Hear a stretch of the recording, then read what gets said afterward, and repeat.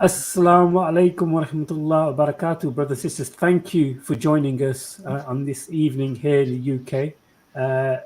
We mentioned previously that we're in 3 different time zones, so welcome to our international audience.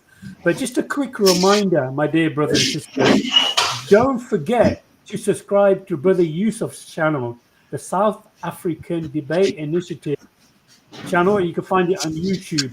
Don't forget to like, share, and subscribe to Brother Yusuf's channel. Alhamdulillah, by the will of Allah subhanahu wa ta'ala, we've got it up and running again. We've got some good content on there. So don't forget to share and like and subscribe to Yusuf's channel. But moving on swiftly, time is one of Yusuf's phrases, as I learned over the years, is that time is at a premium here, and we've got to unpack everything slowly here for the audience. So first of all, like I said, welcome to everybody. We've got a fascinating show today. It'll be interesting, and we really are calling out for those so-called pro-Zionist thinkers out there, the keyboard warriors. We'll be giving an opportunity for you guys to come on and ask some questions and get into a back and forth. So with me done with my little monologue, and also we've got a poll going right now, so check out the poll in my YouTube channel. So don't forget to have your say on the poll. So moving on really quickly, put on the mic onto my brother Yusuf. Assalamu alaikum, Yusuf. Mic's all yours, brother. Wa alaikum assalam wa rahmatullahi wa barakatuh. Peace be upon all those out there. And shalom alaikum to our Jewish friends and indeed some of our Christian friends. Well, today, once again, if you were listening to these streams over the past couple of weeks, you would note that a few weeks back we had Rabbi David Feldman, who was from New York, I think New Jersey, had joined us, and we were discussing about whether Jews, in fact, have an ethical and moral right to the land in Israel. Well, today we've got someone that, well, I would say is dear to me, someone I had met about more than a decade ago, Rabbi Yisroel Dovid Weiss, American Jew, an activist, a spokesman for the worldwide religious group called the Neturei Karta, an anti-Zionist Orthodox religious Jewish group. He resides in Monsey, in New York, and he believes that Jews generally should peacefully oppose the existence of the Israeli state. He's made it clear that it's forbidden for us to have a state, even if it would be in a land that is desolate and uninhabited. And Weiss, who himself has lost members, basically most of his family in the Holocaust, states that he acknowledges the Holocaust's historical reality, but has criticized Israelis and the Israeli state over the years for exploiting it, and of course asserting that many Jews in fact oppose Zionism. So this is the key point that you've got here. The general trend has been that for some time and for many months and over the past couple of months that we've been doing the streams, allegations of anti-Semitism. Well, it's quite crucial that the individuals that we have speaking out against the state of Israel have been Orthodox Jews, have been secular Jews. We've had Norman Finkelstein, Jewish, and these are Jewish individuals with a sense in terms of upholding the values of Judaism, which places an emphasis on justice, ethics, and morality.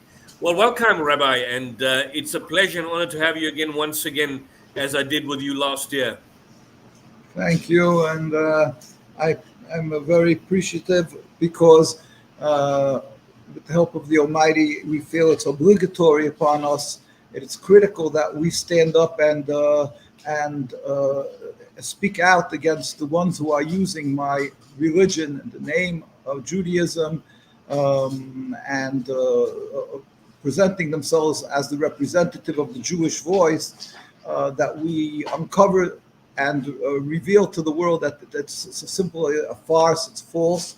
Judaism and their movement, Zionism, and the supporters, this is totally antithetical, they're contradictory. So we feel it's our obligation. We feel, I should say, our rabbis, leaders of the Jewish community, have always urged the Jewish people that we must speak up.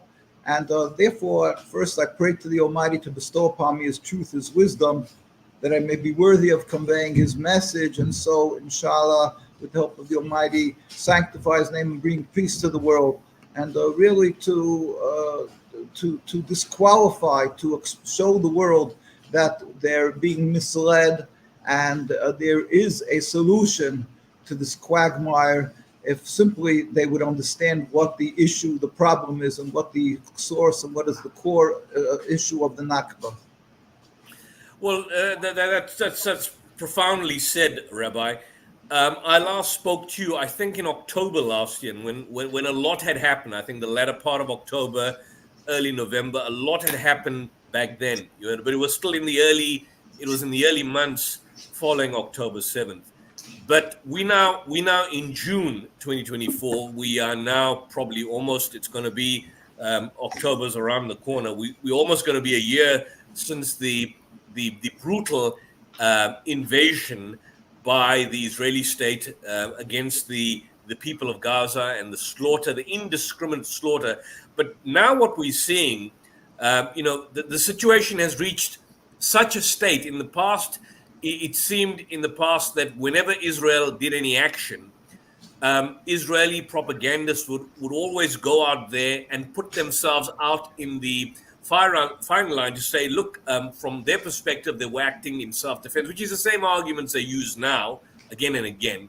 But it seems that in terms of the propagandist control that they had initially, once upon a time, of mainstream media, and even, platforms like CNN and the New York Times, it seems that they seem to have appear to have lost the propaganda war, and that global opinion, for the very first time in human history, has shifted and changed diametrically opposed to what the state of Israel stands today. Would that be an accurate assessment of what you see? With the help of the Almighty, we are reluctant usually to get in to like a political, or to try to assess where we are standing in the ups and downs of the Zionist state of Israel, because we have a responsibility as Jewish people to, regardless of the strength or weakness of the occupation of Zionism and their state of Israel, we will constantly, because we are Jews and because we are obligated to stand up for God, to stand up to God doesn't mean just to stand up for Him, but to explain to the world what is godliness and what is the religion Judaism, that we will not look whether the state of Israel seems to be succeeding or not. We will constantly stand up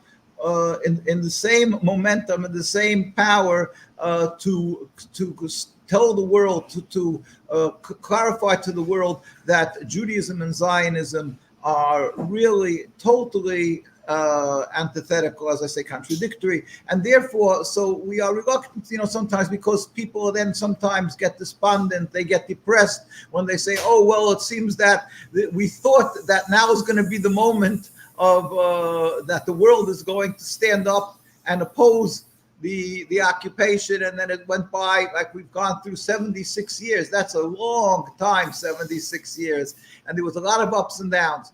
But that said, you are right, of course, that we are finding what they call a sea change in the world. You see that the students are the voice of people who have gone to schools where they are there to be educated, to form their stance in the world, to shape the world in the future, and they have open minds. They are not saddled with obligations, with responsibilities, so they are out there to speak openly what their thoughts are. And we found that in the case of the Vietnam War, we found in the case of apartheid, in the case of throughout the many different wrongs that we've gone through. It was the students who were the doorway, who were the ones who opened the windows and the light to the ones to continue to be able to stand up as a force, and eventually made the politicians uncomfortable and forced the hand of the world leaders. As apartheid would be the perfect example, I would think, because apartheid, the South Africa was recognized for tens of years as a legitimate, respectable entity, was part of the United Nations, and the ones who opposed the South Africa, which's existence was on apartheid, they were the ones in opposition were called terrorists, were considered evil. And even Nelson Mandela, as we all know, was in prison for 27 years. And yet, today, everybody understands that apartheid is totally an injustice, ungodly, wrong.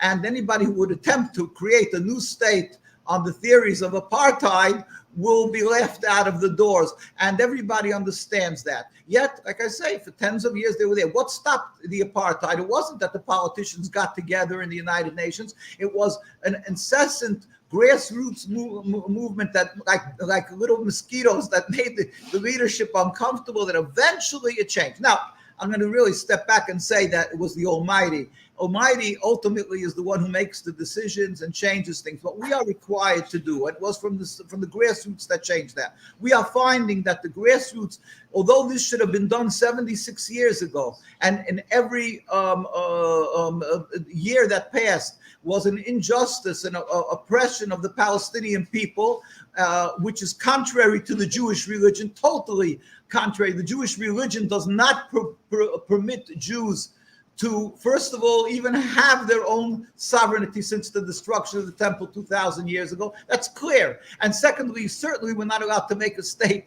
by killing and stealing and oppressing. And thirdly, we're certainly not allowed to make a state by taking the homes away from the people who embraced us. The Muslims and Arabs embraced us and gave us a home. We are required to show gratitude to these nations. And instead of showing gratitude, they're being vilified by this movement of Zionism and the creation of the state. So in every aspect, it's dead wrong. It's not Jewish. It's not Judaism. Yet it has been the Zionist propaganda that they are the state of Israel, they're Jewish, they're the Star of David, they're all these things. And they had this great weapon of using the Bible as their legitimizing force. Secondly, just in case anybody dared to raise their head and question this, they immediately used their second weapon, which was anti-Semitism, that they accused you of hating Jews. Now, there could be nothing more despicable than that. As I said, the Arabs and Muslims are the ones who took us in. So we find that the really, for 76 years, the world should have been in opposition to the oppression of the Palestinian people from day one. Yet they weren't. But today we find that the students in the major universities and the universities around the world are standing up and saying, enough. We cannot accept your excuses for the horrendous genocide, the murder, the oppression of the people of Palestine. That is something that we are seeing as a new phenomenon. And that, we hope, will be the catalyst that will bring, that God with his mercy, again, I continue to stress, it's God with his mercy is the only power that will bring an end to this occupation. We all urge everybody to pray to the Almighty that he should bring a total removal of this oppression, this rebellion against God, this impediment to peaceful coexistence, the Zionist state of Israel. So we hope that, like, you are right. I want to just zero in onto that point, and you've articulated it so powerfully, and I want people out there to know this point. Those Christians and those Jews who are watching this show, and there are a lot of you out there that regularly watch, both in South Africa, the United Kingdom, and a few in the United States. Would I be correct, Rabbi, that the Zionist movement, or the Zionism as an ideology, as developed by Herzl and by ideologues like Chaim Weizmann and so on, was and still is established as a kind of a European political movement driven by a racist, hateful political ideology to establish an exclusive Jewish state in Palestine. The question I want to ask is this. Most of the major religions of the world, Christianity, Islam, Buddhism, etc., Hinduism, are not viewed, the adherents are not categorized as a racial category.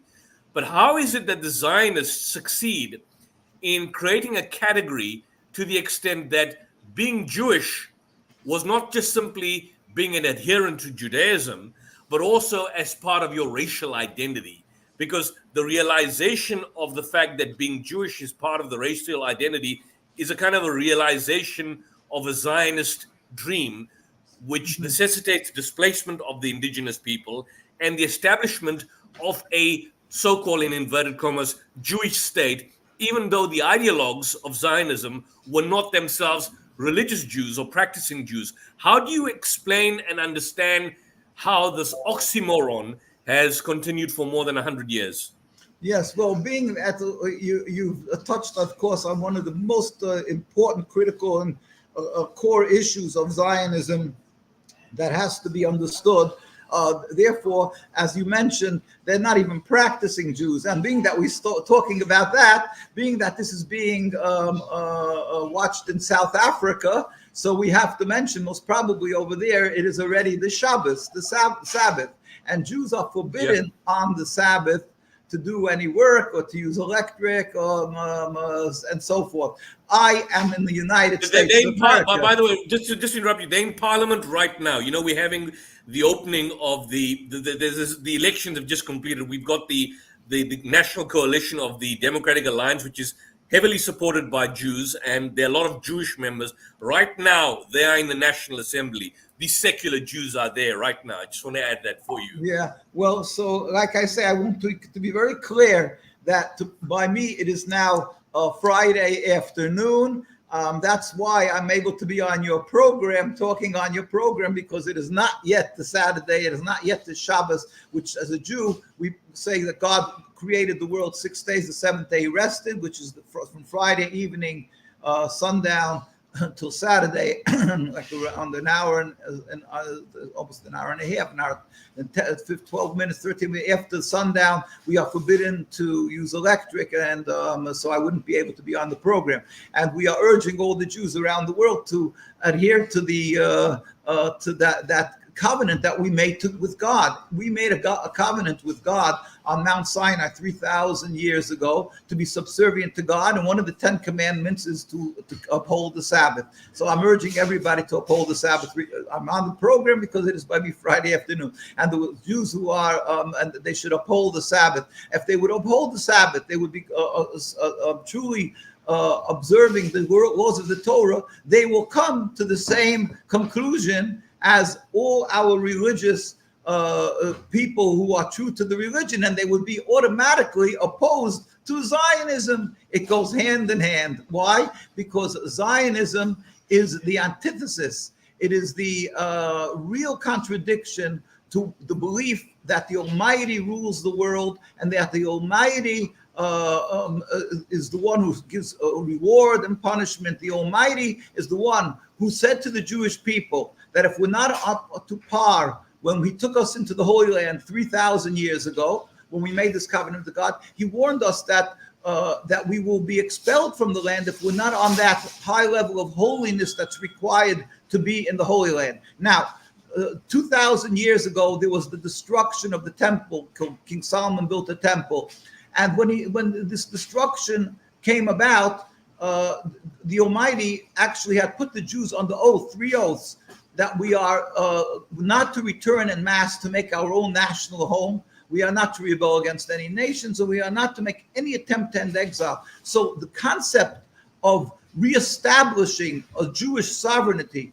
Now, mind you, the state of Israel is not a Jewish sovereignty. They're simply masquerading in the name Israel, which is Jacob, and they're using the facade. They're trying to the Star of David to intimidate and silence anybody who opposes their nationalism. But as you clearly stated, you so correctly said, Theodor Herzl and all these people, they detested the religion. In fact, I always carry around a picture of Theodor Herzl here in the middle there, when Ben Gurion is standing there and reading the momentous occasion for them, the Declaration of Independence in 1948 when they made the state. So this is a very historic moment. And if you'll see on the dais, you won't see, if somebody's covering his head, you can't see it. And these are supposed to be a Jewish state. In other words, they're doing something for God. They're making a Jewish state. Yes, because Judaism is, as you said, a religion. It's to be subservient to God, to accept this covenant that we made with God on Mount Sinai 3,000 years ago.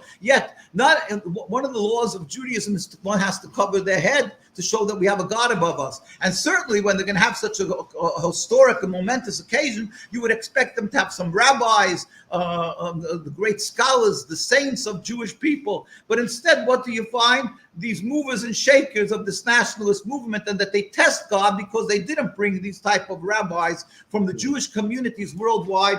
These great rabbis who we have so many different pictures of our great saints, whether it would be Rabbi Sonnenfeld of the 1920s, who was in Jerusalem and Al-Quds, from the Sephardic community, Rabbi Chazan, and on and on and on. These great saints from around the world, the very religious communities, were Jews who had beards and payas, we would call it, or earlocks, and yet they're making the Jewish state. And who do they have sitting there to make them? People who instead of respecting Judaism, they didn't even bring them to their gathering. So I just want to show the duplicity, the hypocrisy of what they are. Yes, they are required, according to the Torah, a Jew who was born from a Jewish mother or converted to Judaism, regardless, a person can convert to Judaism, is required to uphold all the commandments of the Torah. So in a certain manner, it's ethnicity.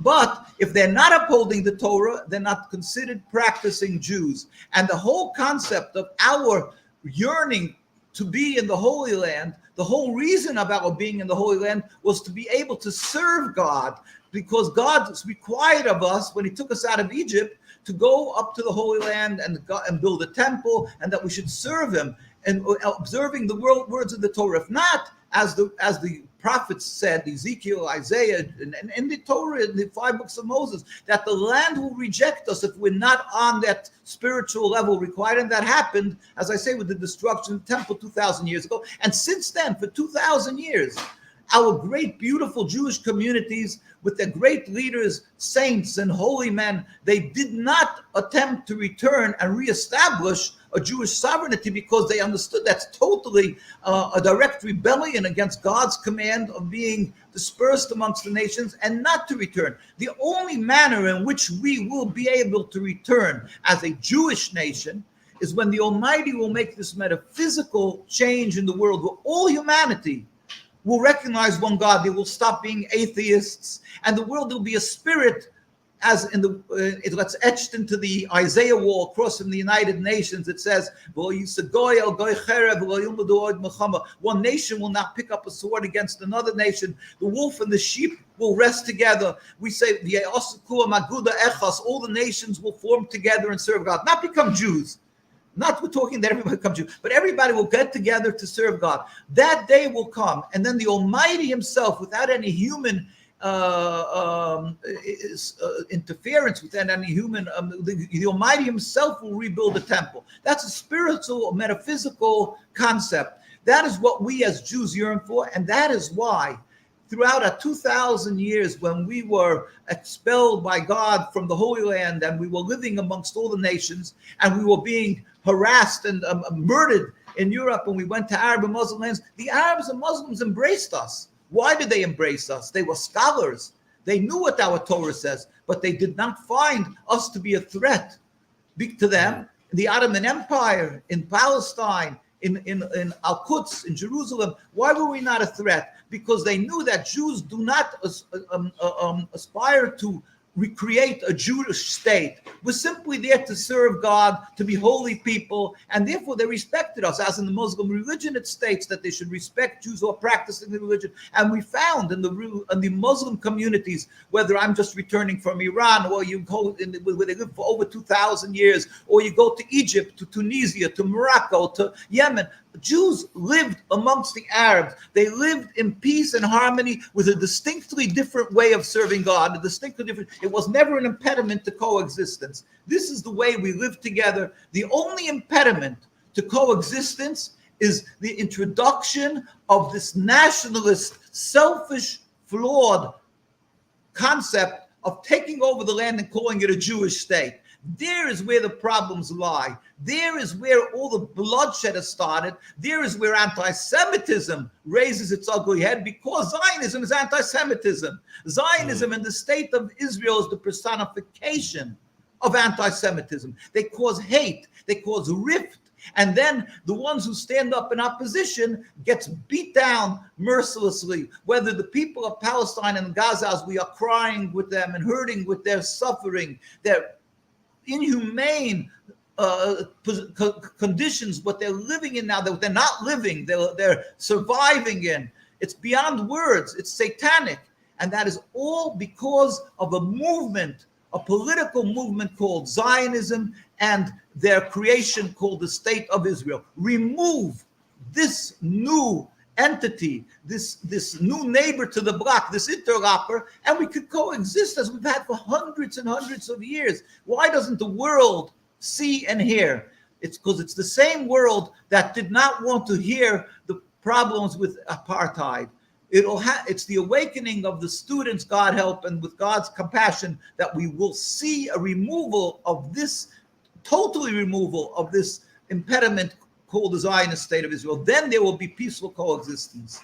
Yeah, but Rabbi, I want to ask you this question here, and in your discourse right now, there's just so many elements and aspects that we need to basically unpack and look at. But as I understand, then, your position would then be that from an ultra-Orthodox Jewish perspective, Jews at this particular point in time are supposed to be in a state of exile. And so calling for an ethnocentric state like the existing state of Israel, that would be an abomination to the very spiritual ethics and ethical paradigm of Judaism. Would that be the understanding? Why I'm asking this specific question is that how then does one reconcile, for example, with people who view themselves or describe themselves as ultra-Orthodox Jews, albeit extremists, even within the Netanyahu administration and the Knesset? And I have two individuals in mind that now infamously pop up again and again. One is a chap called Itamar Ben-Gvir, and the other one is Bezalel Smotrich. These are individuals they make no qualms about being Israeli settlers. They view themselves as ultra-Orthodox Jews, and they view themselves as being religiously practicing Jews, and they believe that from their perspective, they have a God-given right to, for example, walk into a Palestinian person's house or land, take over the land, take over the Judea and Samaria, the West Bank, and the Gaza. How do you and your organization, and certainly ultra-Orthodox rabbis like yourself, reconcile your position, which is very well articulated, with the position that you see now amongst the Israeli settlers and people like Smotrich and Ben-Gvir and others, Benny Gantz and many others, who view themselves as religious, similar to you? They view themselves as religious, but they have a totally diametrically opposed position to yours. What would be the underlying motif behind the abominable position that they adopt? Well, with the help of the Almighty, you are right. It's again a critical point that has to be addressed, because it's very confusing. Anybody who takes a nonchalant look from the side and he sees what's happening, this question has to bear an answer. It has to have an answer, because it is a blatant, in-your-face question. How could it be you have all these settlers who are, you see some with beards, many of them with beards, and yarmulke means they're covering the head, distinctly different than the Zionist movement that started it. So what is happening here? Now, as a Jew, when we were given the religion, God warned us many times, and anybody who studies the Bible will see that God warns there will come a prophet and he will make the sun stand in the middle of the sky, stop in the middle of the sky, and it will do miracles. And Joshua. Joshua did true miracles, but he said even if the Torah warns the Jews, it said anybody who studies the 5 books of Moses, it says that they will, if a prophet comes and he does miracles and he shows, and then he says you should worship idols, you should not listen to him. In other words, God is forewarning us that the fact that there will be somebody who is a knowledgeable person, who seems as a saint, he will be a prophet, yet he went awry. He decided to mislead Jews, even though he was a prophet originally. That can happen. And therefore, the Torah warns us, when you see something that is against the Torah, do not listen to even the words of a prophet. So therefore, we had a lot of introductions, and any Jewish youth who studied properly the Torah knows that he does not become swayed or overwhelmed by the words of a person who may look distinguished, who may have the qualifications of some great person. It means absolutely nothing by us. Now, well, I'll give you the example, that the classic example in our teachings, even in the Talmud. It says it speaks about that if a rabbi comes and he says it goes further than that the ones who are part of the rabbinical court in the times of the temple was the Sanhedrin, it was called, and so they had to have qualifications. One of the qualifications is that they would be able to prove a worm. That is, Jews are forbidden to eat pigs, Jews are forbidden to eat worms, and worms, it says many times in the Torah,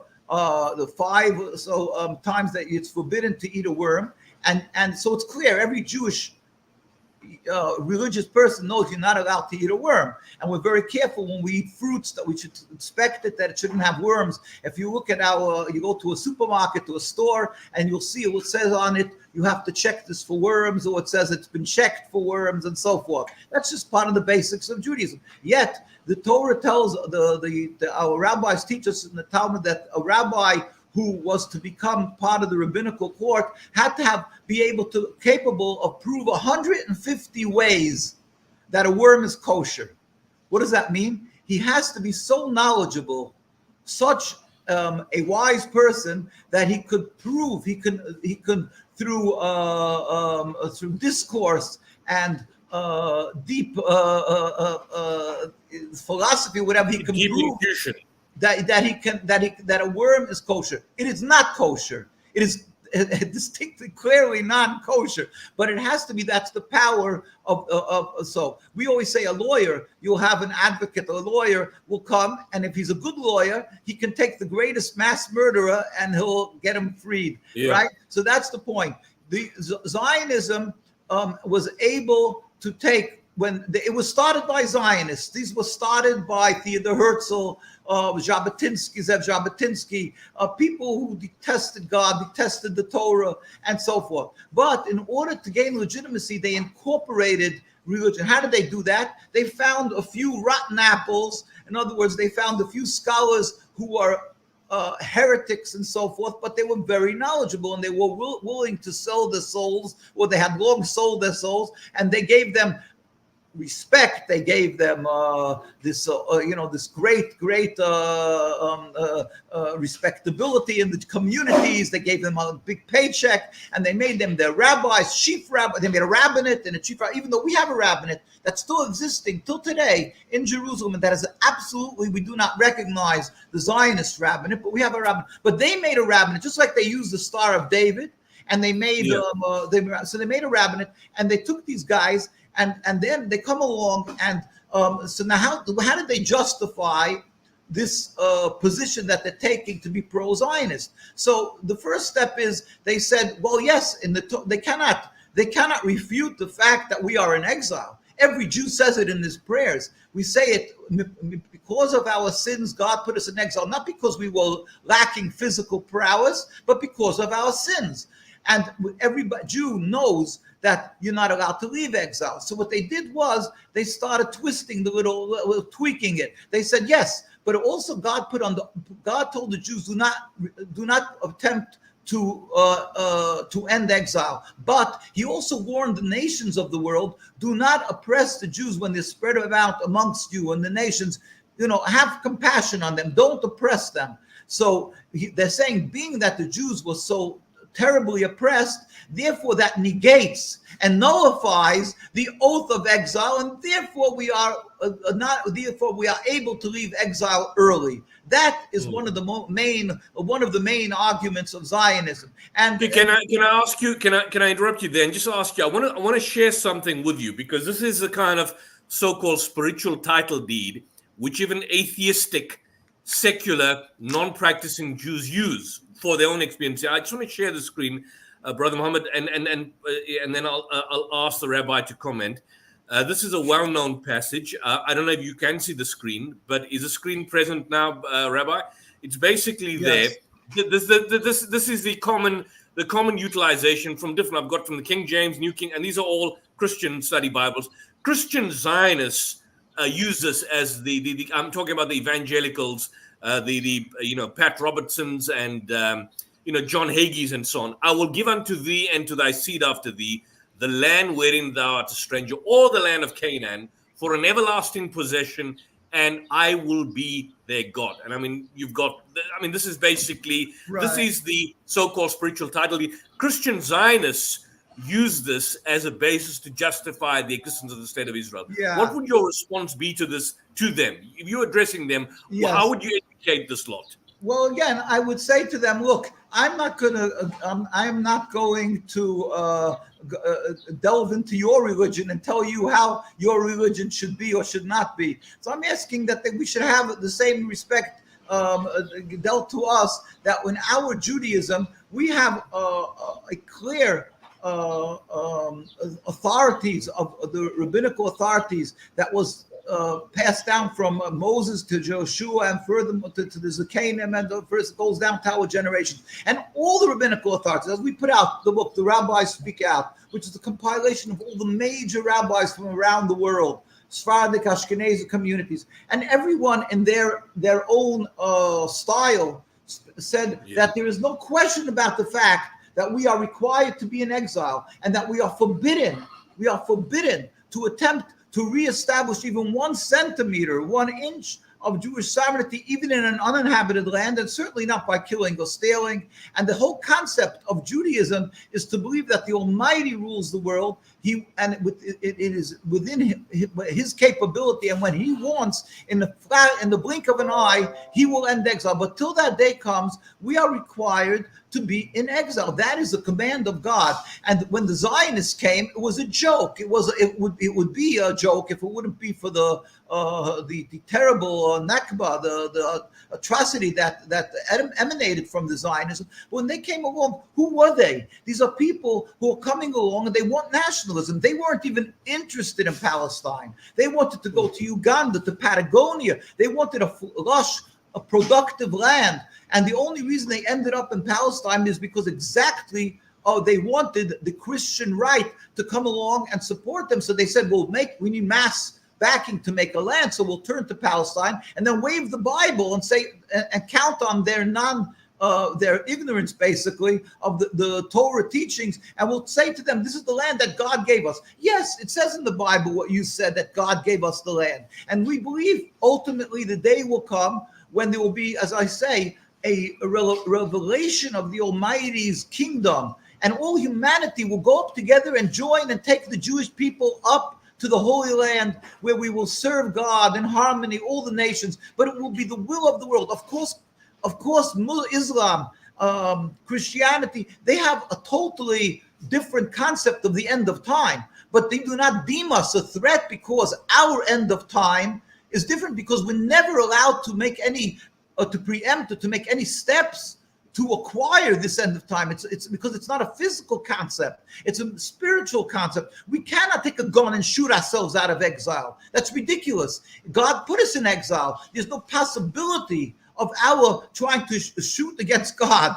God says you're in exile. You must remain till when the Almighty will make this spiritual happening where the world will serve God in harmony. All the nations will join together and say, let us go up together. The sheep and the wolf will rest together. When you'll show me the sheep and the wolf resting together, then you'll know that we're at the end of time. So this is not a concept. Zionism is a purely nationalist movement that's simply illegally, illegitimately, unacceptably using the religion as a front, as a facade, to intimidate, to silence anybody who dares to speak up, and to turn to Hagee and to all these Christian rights and say, hey, come on, let's go, support us. They're the ones who are supporting. Why is it, you tell me, why is it that around the world, invariably, the most religious Jewish communities, whether it is in Mea She'arim, that's the heart of Jerusalem, of Al-Quds, where the very religious live,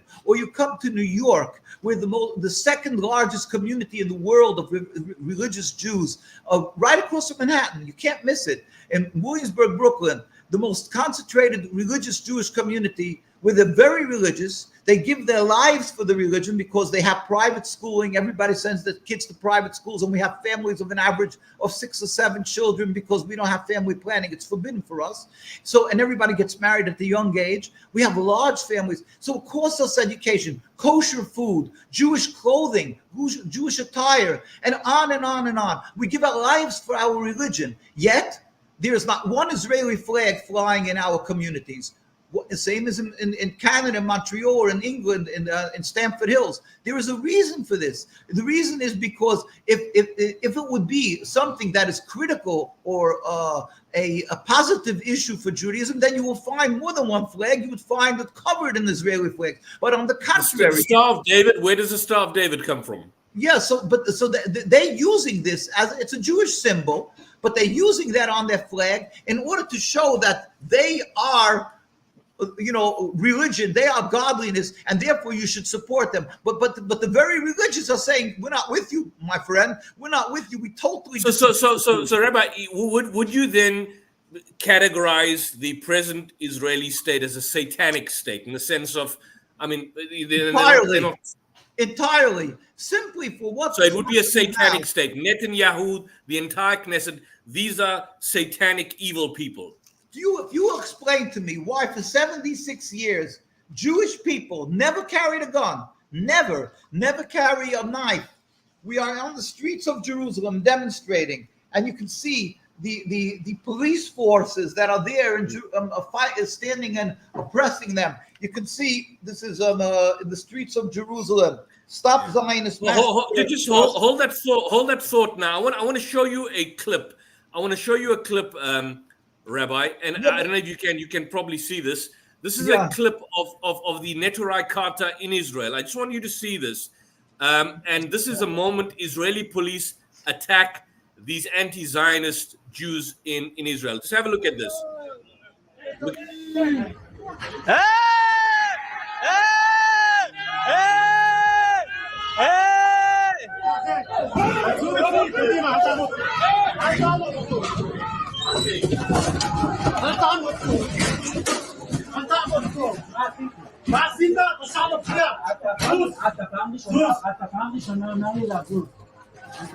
One second. So they're being attacked by Israeli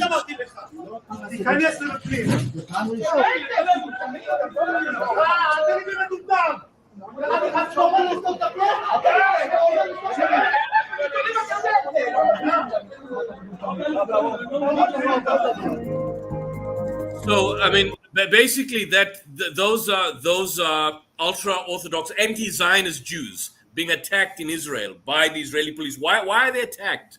Because they're standing there and saying, you have no right to be here, you have no right to rule, and they get brutally beaten, assassinated. If they would just be beaten is one thing, but they get assassinated. This is for 76 years. Jews are beaten, arrested, assassinated simply because we are standing up and declaring that they have no right to be there. They're illegitimate. And we don't carry guns. We're simply standing there and pleading our case that they're interlopers, they are thieves, they run into them with horses, they run into them with cars, they maim them, they told, as I say, they kill them. The people and the Jew, and this is for 76 years.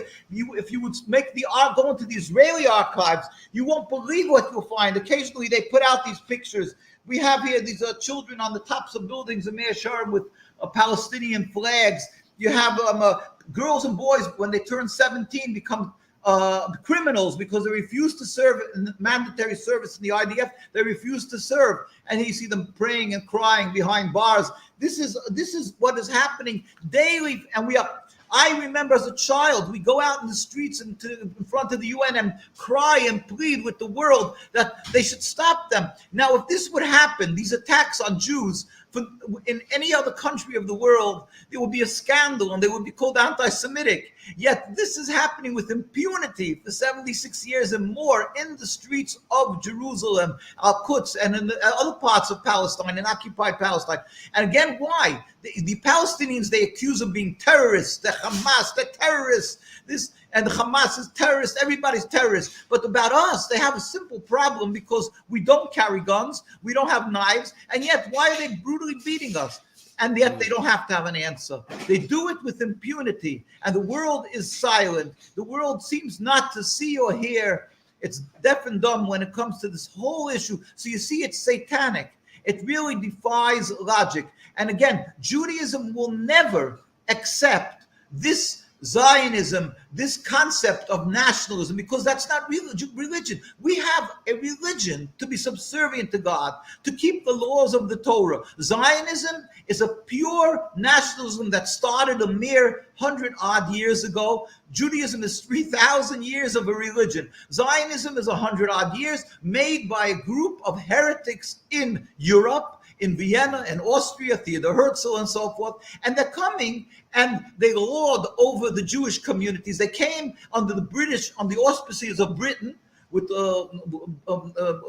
Balfour coming along 107 years ago and declaring that they're going to make a Jewish state. And not only that, but they went and they put the Jewish community, while it was under the British mandate, under the auspices of the Zionists. They said that every Jew has to register under the Zionists. Now, we fought that. You know, the one who fought that, his name was Dr. Dahan. Dr. Dahan was somebody who was a repentant Jew. He wasn't practicing Judaism. He came from Denmark. He was close with the king of Denmark. He was a close friend of his. And when he decided to become religious, he was a diplomat. He was a poet. He was a very famous man. The king of Denmark escorted him to the water, to the boat, that he should go to Palestine. He went to Palestine. The Zionists embraced him. Wow, they found this great figure. And he went and he was looking for the truth. Within a few weeks, he discovered that the real religion and the religious people led by the chief rabbis of Palestine, nothing with the Israeli rabbinate, were anti-Zionist. So he went and he became their friends. He became close with Rabbi Sonnenfeld, the chief rabbi of Palestine in the 1920s. And he went and he said, I'm going to stand up for your rights. He was a famous, he knew many languages, and he went and he extracted the Jewish community from having to be registered under the Zionists. And then he said, I'm going to go to Parliament, to the Parliament in England, and I am going to fight your case. And the Zionists said to him, I'm warning you, either you shut up, or else we're going to assassinate you. And they proudly assassinated him. The Haganah, that's today the IDF, in front of Shaarei Tzedek Hospital. Here you see the picture in 1924, July 1st, 1924.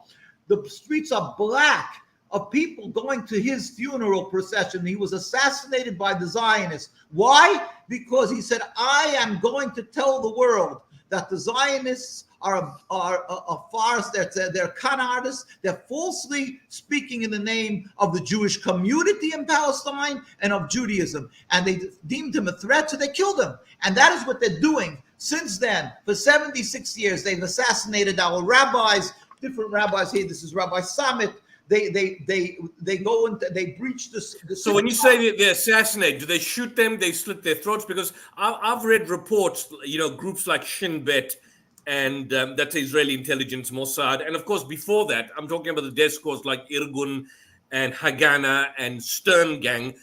I even read reports by Moin Rabbani, who was a Palestinian writer, that there was a strong alliance between the Irgun, and they wanted to establish links with the Nazis at the earlier stages before the Second World War. It wasn't fulfilled, but the point is that a lot of these Jewish or these Zionist death squads had strong links with the fascists in Europe of that time, and certainly with the anti-Semites. I mean, Arthur Balfour himself was an anti-Semite 10 years before he did the declaration. So it seems that there seems to be this kind of close proximity between the European anti-Semites and the Zionists, who were part of the elite class in society. Even in Nazi Germany, the Zionists were not harmed. But the killings and the massacres were being committed by the Zionist death squads in Palestine long before the Second World War, in the 1920s, in the 1930s, the 1940s, before what we discovered in Auschwitz and the camps, the death camps in Dachau in Germany. So that seems to have been there, inherent within their specific system. Yes. First of all, I would mention this Rabbi Ben Zion Chazan of blessed memory, who was one of the heads of the Sephardic community, that means from the Middle Eastern countries and so forth. And he wasn't, because there was two types of communities living in Al-Quds and Jerusalem and throughout Palestine, the Ashkenaz people from Europe. Again, as individuals, Jews are allowed to live in the Holy Land, not as a nation. And we were living there through hundreds of years, and they were the elite of Judaism because... side by side with Muslims and Christians. Exactly, Jews are living side by side with Muslims. Right, because these were a person, a rabbi would retire and he would want to live off his last days in holiness, and he would go to nobody went there for business. So they would go, so the community developed through the hundreds of years as the Ivy League of Judaism, the most God-fearing and holy community. And they had these great rabbis there. So in this case, Ben Zion Chazan, you are witnessing in 1948, where he's going out with a white flag to the Jordanians in 1948 to take the Jewish community. When the Zionists had their war of independence, he took the Jewish community out to the Jordanians, and that they should be under them, and rather than to be with the Zionists. And the Zionists warned him. They said anybody who's going out to them, they're going to kill. And they shot at the Jews and they killed them.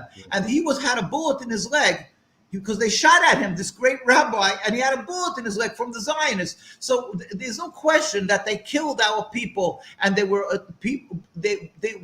people were deathly afraid of them. And what they did was they took people off the boats when they came out of the Nazi concentration camps, and they put guns in their hands and put them up to the front, and they said that the Arabs are the Nazis. I mean, we have many such stories. Here you have but the different tactics that they use, we don't even know what they're using, but we do not put anything past them, because they have lost the godly morals. They've lost the Torah. They don't have the Torah, and they do whatever they find is beneficial or something that will further their cause. They're ready to sacrifice on the altar of Zionism, just as we see today the terrible, horrendous oppression, death and suffering of the people in Gaza. This has been going on for 76 years and more. And it's been going on for the Palestinian people, and the Jewish people are being oppressed by them. I'm not going to say they're throwing bombs on the Jewish people with 76 years like they did to us.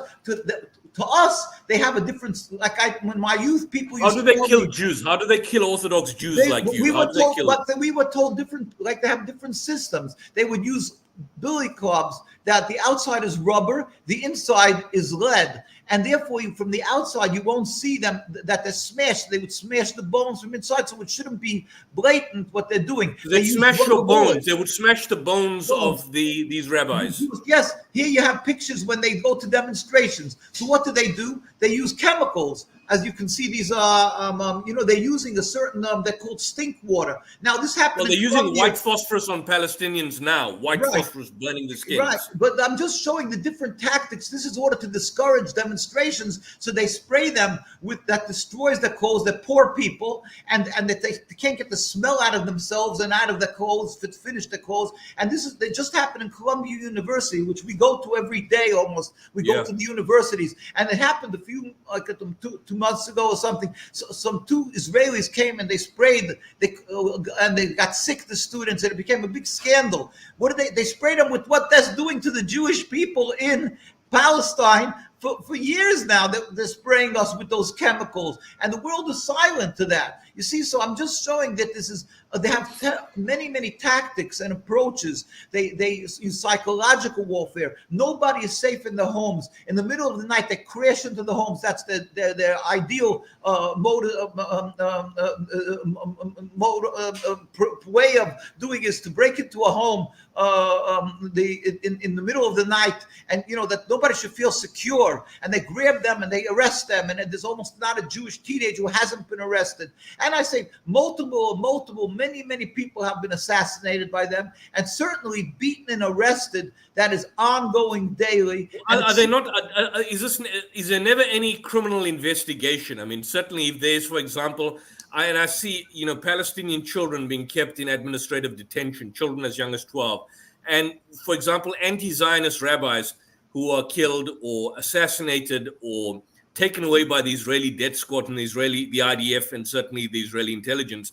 Is there no legal avenue or ambit? Because they always present this, all their propaganda spokespeople say, we're the open democracy, we're the only democracy in the Middle East. Is there no legal avenue for anyone to, for example, pursue to the police or to the courts or anything along that line? Well, it's extremely hard. First of all, because of course they're police, and it's all a farce. Their courts and everything is one a big farce, and they're in support of them. And we did report many times Jewish people went and they complained to the human rights groups and so forth. But they're very careful in their approach. How they attack the Jewish community, because they are very careful that there should not be anything blatantly. They use, for instance, they won't use sometimes when they want to have a vicious attack on the Jewish community, they'll use the Bedouins or something. They'll use another community. They use their soldiers, so it shouldn't be blatant that it was the Jewish soldiers who did it, and on and on. They have all different systems, but at the end of the day, the Jewish community is totally and bitterly oppressed for over 76 years, because we will never accept their occupation. As the chief rabbi in 1947, before they made the state, he pleaded with the United Nations, and I carry that along with us. Again, nothing with the Israeli rabbinate, which is just another window dressing of the state, but the real rabbinates that are there, which was led in first was Rabbi Sonnenfeld, who I've showed you before in the 1920s. And then it's Rabbi, he passed on, Rabbi Dushinsky, a blessed memory, and he pleaded with the United Nations in 1947. They sent a delegation to Jerusalem to ask about creating a Jewish state. And he said, we furthermore wish to express our definite opposition to a Jewish state in any part of Palestine. This is declaration before the United Nations, July 16th, 1947. This was the view of the Jewish community that continued. He passed on. We had other rabbis. Here you see they're taking up of another chief rabbi. Tens of thousands and hundreds of thousands. These are the communities that are there. Or the communities in the United States. This is in front of the White House. The very religious Jew can never accept Zionism or their state. And getting back to Smotrich and Ben-Gvir, these people are what they call from the settlers. What is the settlers? The settlers is a movement. There was a group when they made this Zionism. Theodor Herzl, Ben-Gurion, Jabotinsky, who detested religion. Then they got a group called religious Zionists called Mizrahi. These were all almost to each one.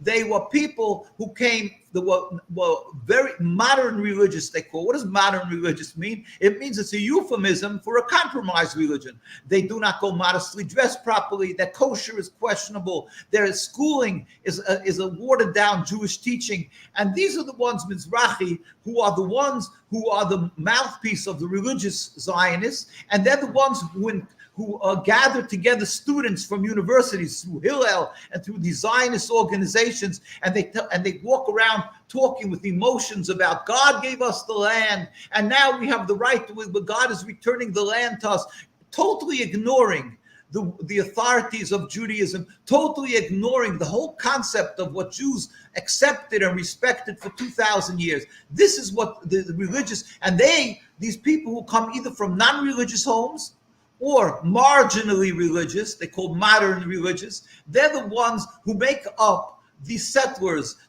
and you can go there. It's very, a Jewish, a religious person, when they just had, let's say, the march, the Independence Day parade in Manhattan, yeah. Or you will go to Canada. I was in Canada now just this last weekend, and they made their march. You watch and you'll see, with a discerning eye, you'll see, you won't find the very religious there. What do you find? You find non-religious and girls singing, which is forbidden for girls to sing in front of men. You will find dressed totally immodestly, everything against God, that's according to Judaism against God.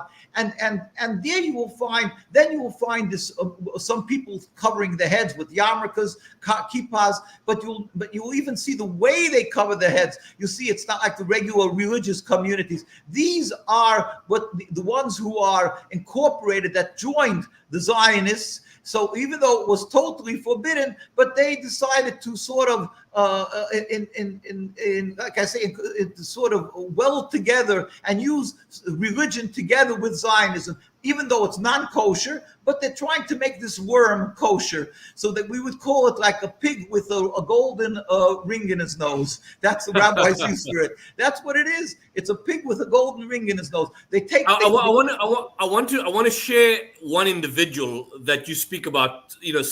Similar to what you basically explaining. It's this character here that has been responsible for a lot of the Israeli Hasbara. This chap called Yossi Landau from an organization called Zaka.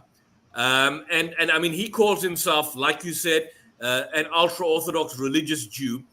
But he was one of the individual extremists, Zionists, you can call him, for concocting some of Israel's worst atrocity propaganda about October 7th. Yossi Landau of the group Zaka conceded, however, in an interview with Al Jazeera's investigative unit, that the dead bodies he claimed to have seen in Kibbutz Be'eri were not children.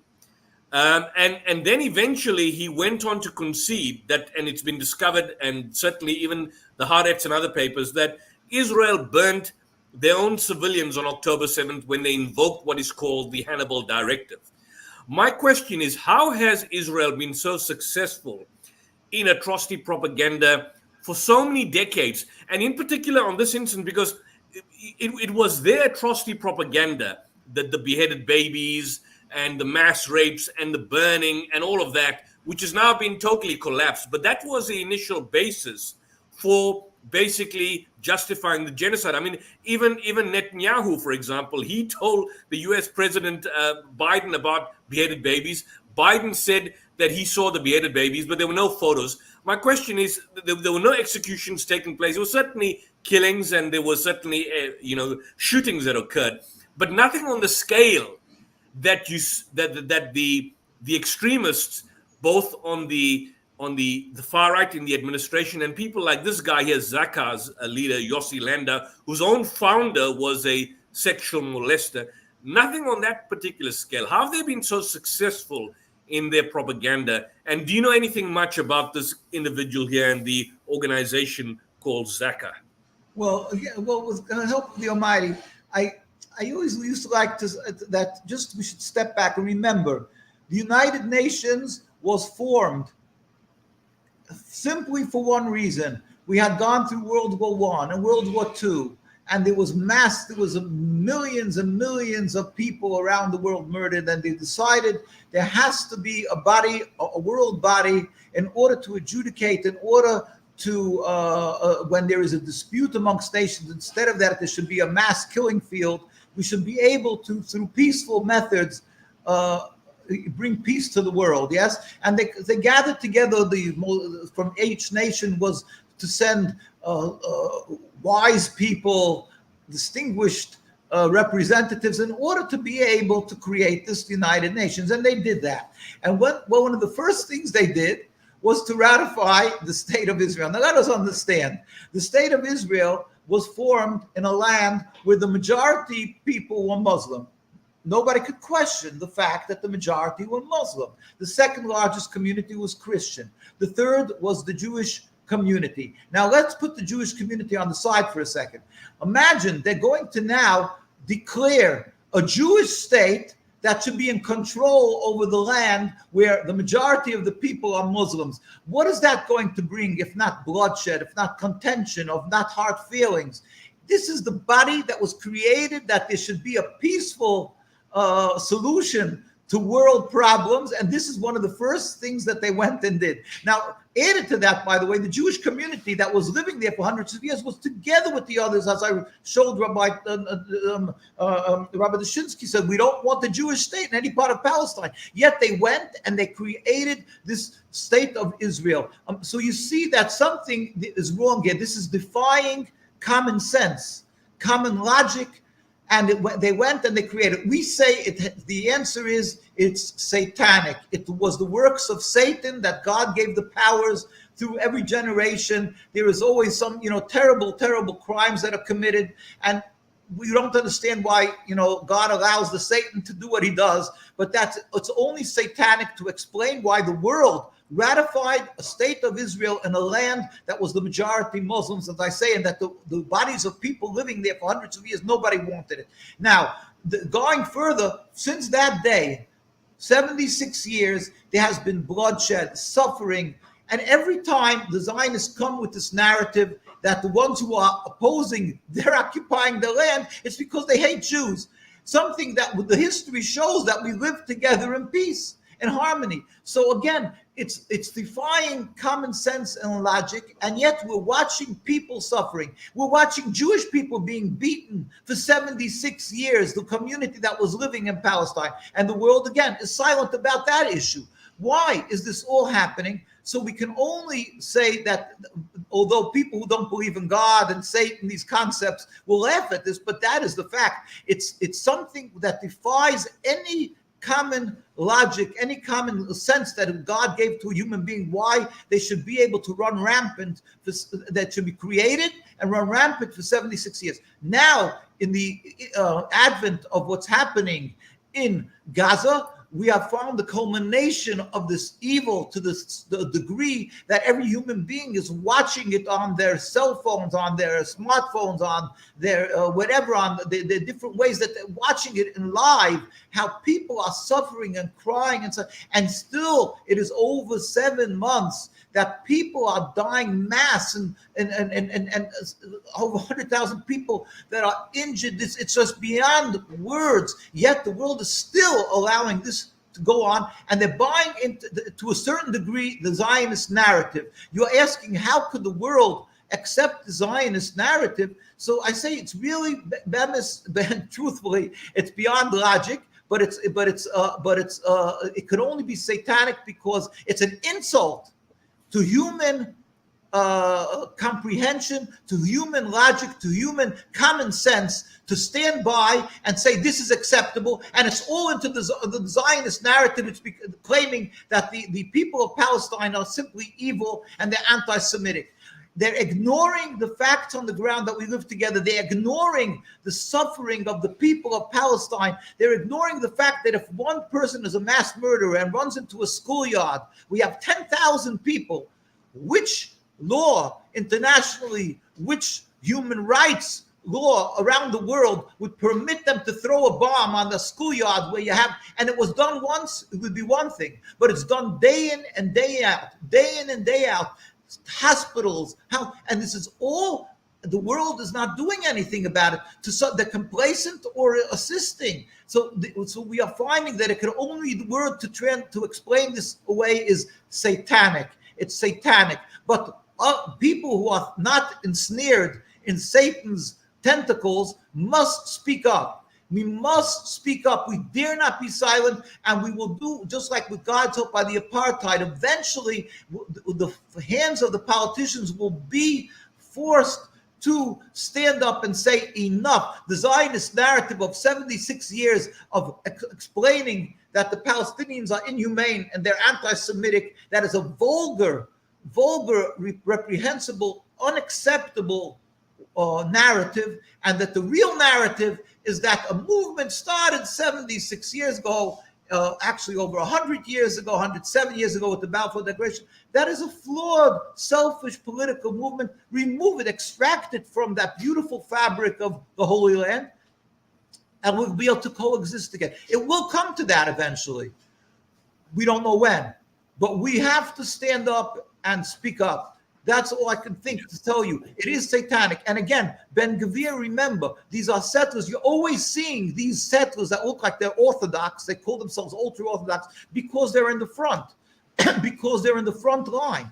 But they don't represent the majority, the very religious communities around the world that are true to Torah. Not everybody from our communities is outspoken like we are, because there's such vicious attacks from the Zionists. In our Palestine is out of the question that they get beaten, arrested, and murdered. But even around the world, we get death threats. We get. Have you received death threats? Because I remember some years back when you went to South Africa, you alluded to something. Have you and your organization of Ultra Orthodox, have you received death threats from the Zionists? Constantly. Us, our families. So they threaten to kill you, assassinate your family, kidnap you, all of that. All the time. This is something that has been ongoing, and that's why that silences people from being outspoken. Even though the chief rabbi of Palestine, Rabbi Teitelbaum, who, by the way, he was in the 1950s and 1960s and 1970s, he moved out of Palestine. He moved to New York, and he urged his followers, if they could possibly leave and get the visas, which is very hard, that they should move, to Jewish communities in Canada and England and the US. And tens of thousands moved out because of his urging. He said, when you're being there, you don't know how you're giving them support and how you're gaining support from them. So he urged people to leave, and many, many people tried to leave and left. But the rest who are there are fighting from within. And not everybody, as I say, can be outspoken.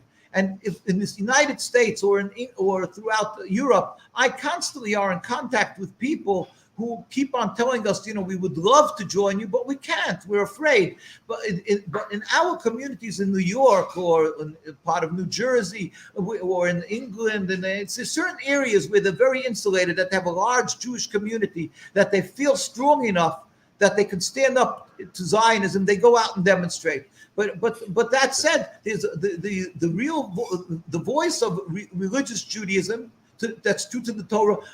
Whether they are outspoken or not, they are crying and hurting with the people of Palestine. We cannot accept it. It's not our religion. It's not Judaism. It's Zionism. It's nationalism. It's simply masquerading in my religion. And you go to the parades, you can see anybody who understands religion will understand how hypocritical, how false that is. Judaism tells us boys and girls dancing in the streets. That's so anti-Jewish. The whole concept, blatantly, they keep the 10 Commandments. Yeah, we have the Sabbath.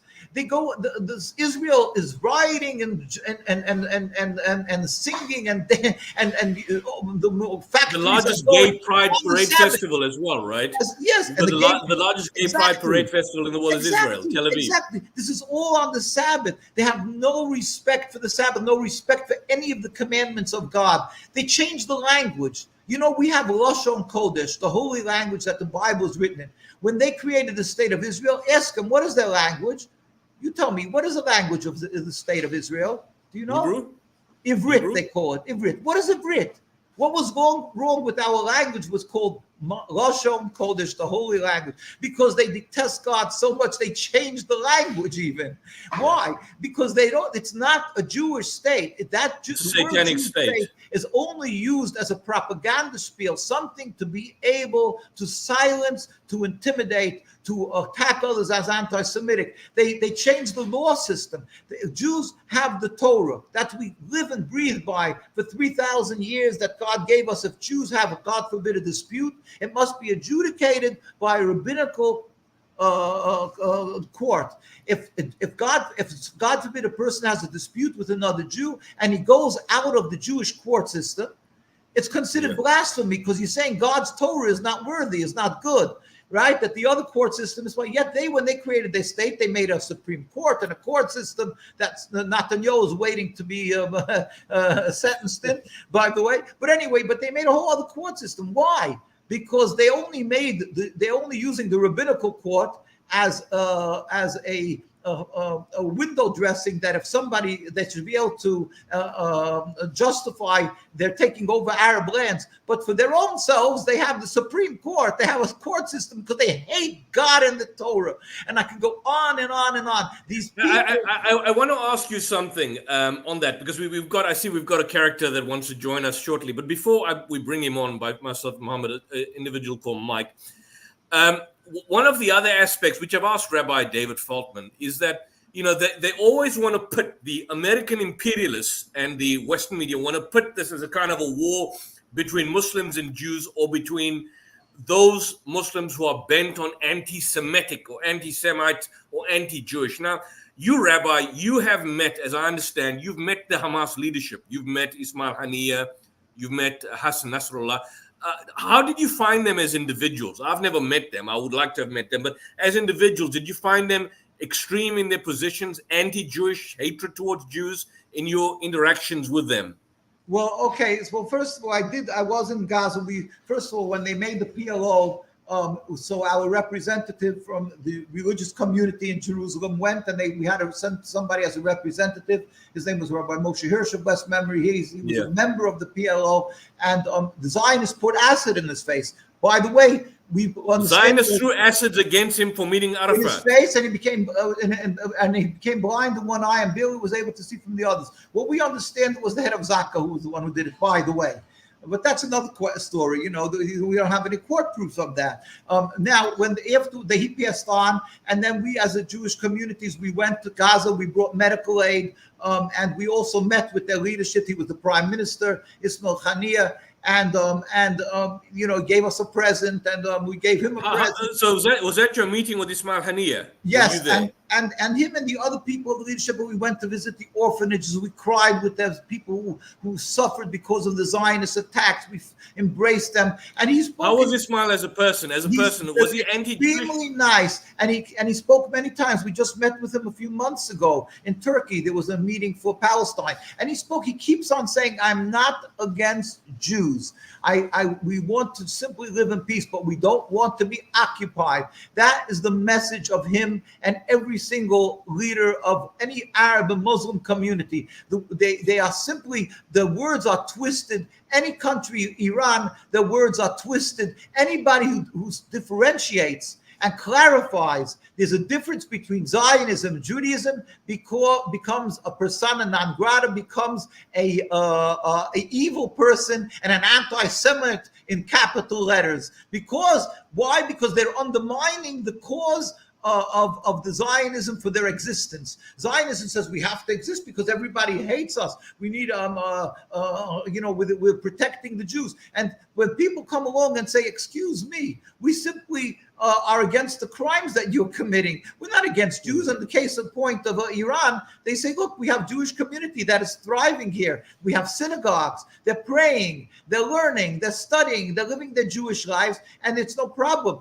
In fact, we give them respect. We give a member of parliament for the Jewish community, even though they don't have, according statistically, enough Jewish members for a parliament representative. Yeah.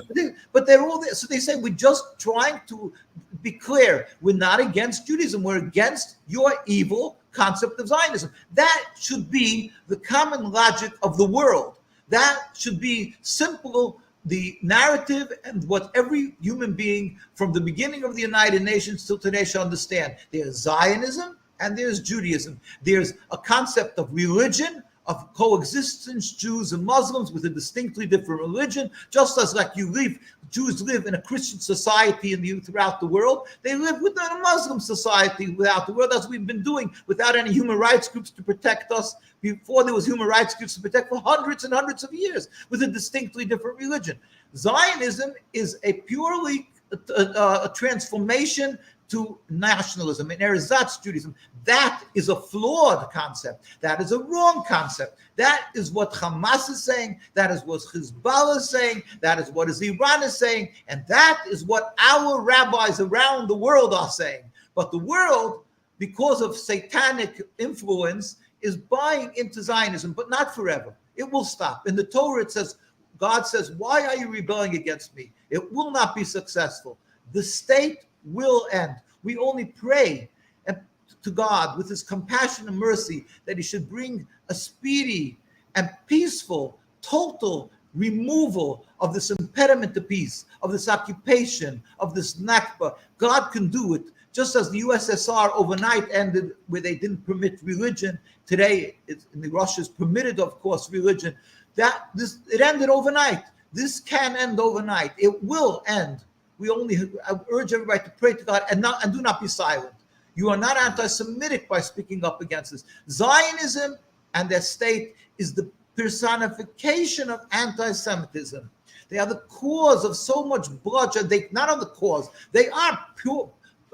Spilling blood of the people of Palestine, of Gaza, and the Jewish people who are opposed to them. And they are the cause of their own soldiers who are dying in the thousands because they want to enforce their square into a circle. They want to force their selfish occupation, their selfish existence into a community that doesn't want them, that they don't belong there, and that's against God. Well, thank you. Before we let you go, Rabbi, and I know your time, as Brother Muhammad would note, I use the term is at a premium and limited.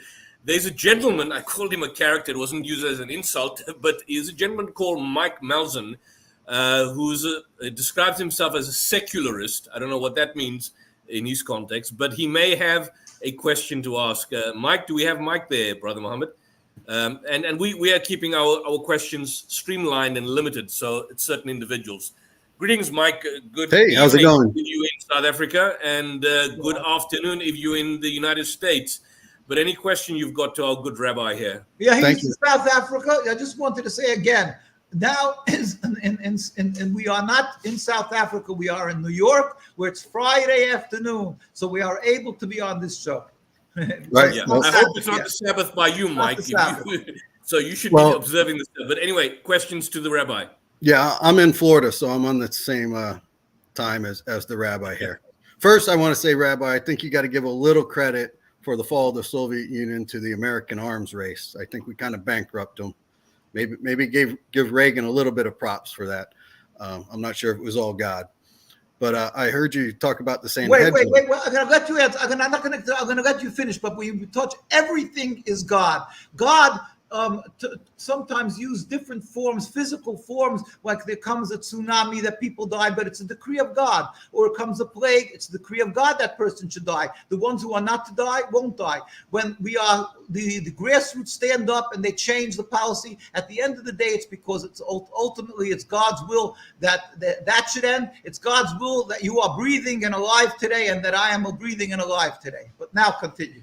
Sure, as the Muslims would say, inshallah. But I'm an atheist, Rabbi, so that's all good and well. But anyways, my main question was, I heard you mention the Sanhedrin, and I'd never heard of it before until I saw Sam Harris on Fareed Zakaria's show after Ben Affleck yelled at him on Bill Maher's show. But anyways, I don't know if you remember all that brouhaha. I remember that. Right.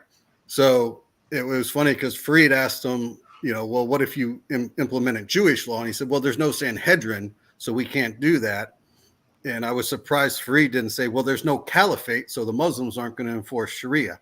But Rabbi, would you be in favor? I don't know if you watch YouTube a whole lot, but a lot of the Muslims are big on a new caliphate rising up to take over at least the Middle East, if not the whole world. But for now, Muslim lands and the Jews living under a caliphate.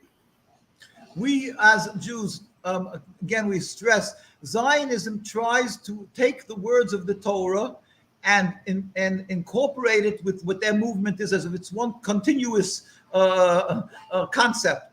But in truth, since the destruction of the temple 2,000 years ago, the whole concept of Sanhedrin, of the Jewish rule, is non-existent. It can't happen. It will happen, we believe.